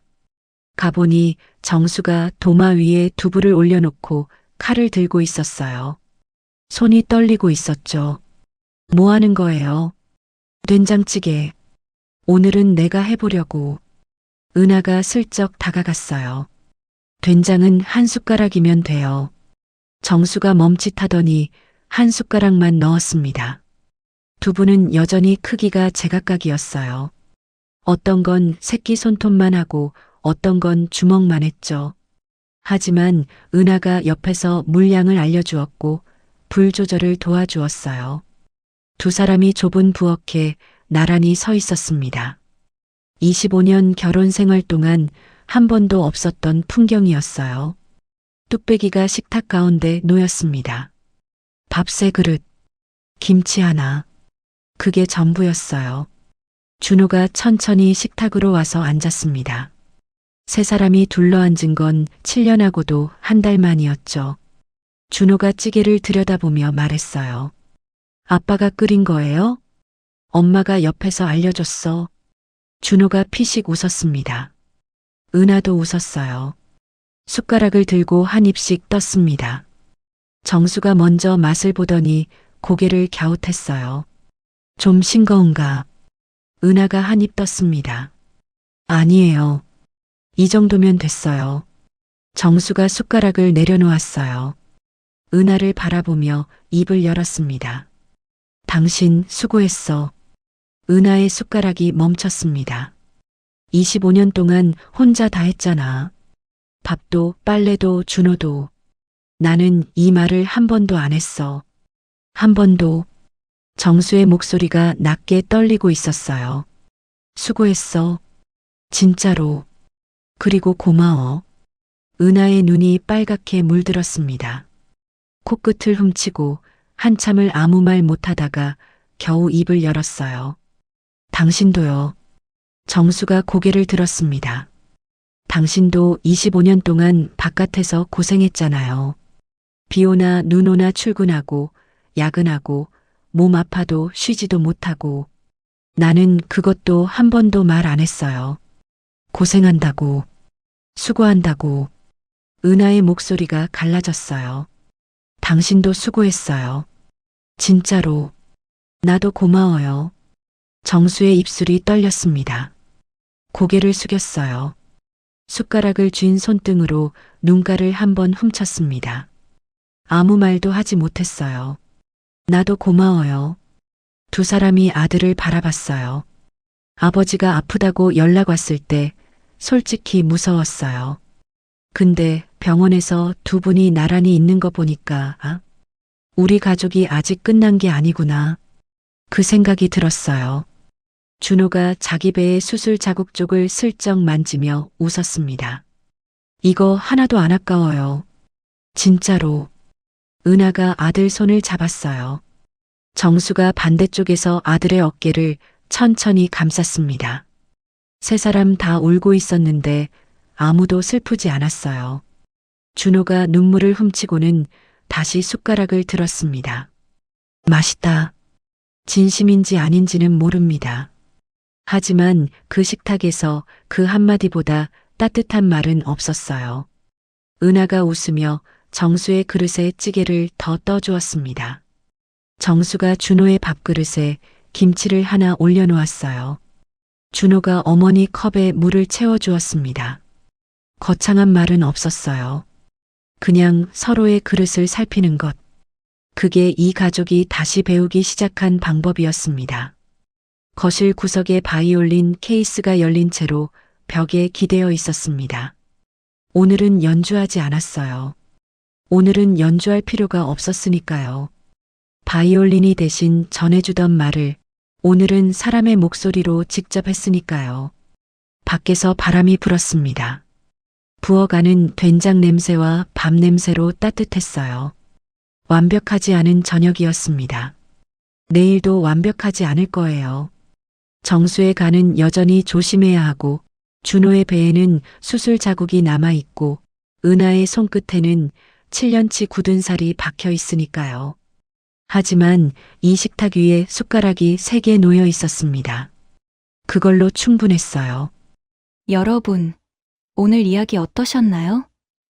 은하 씨네 가족은 25년을 함께 살면서도 서로에게 따뜻한 한마디를 못했고 7년이라는 긴 시간이 지나서야 비로소 다시 하나가 될 수 있었어요. 사실 우리 주변에도 이런 분들 많으시잖아요. 매일 얼굴을 마주하면서도 정작 고맙다는 말, 수고했다는 말 한마디가 어려운 사이, 가장 가까운 사람이 가장 멀게 느껴지는 순간이 누구에게나 한 번쯤은 있을 거예요. 이제부터는 서로를 조금 더 이해해 줄 수 있는 사람으로 따뜻한 말 한마디 건네보시는 건 어떨까요?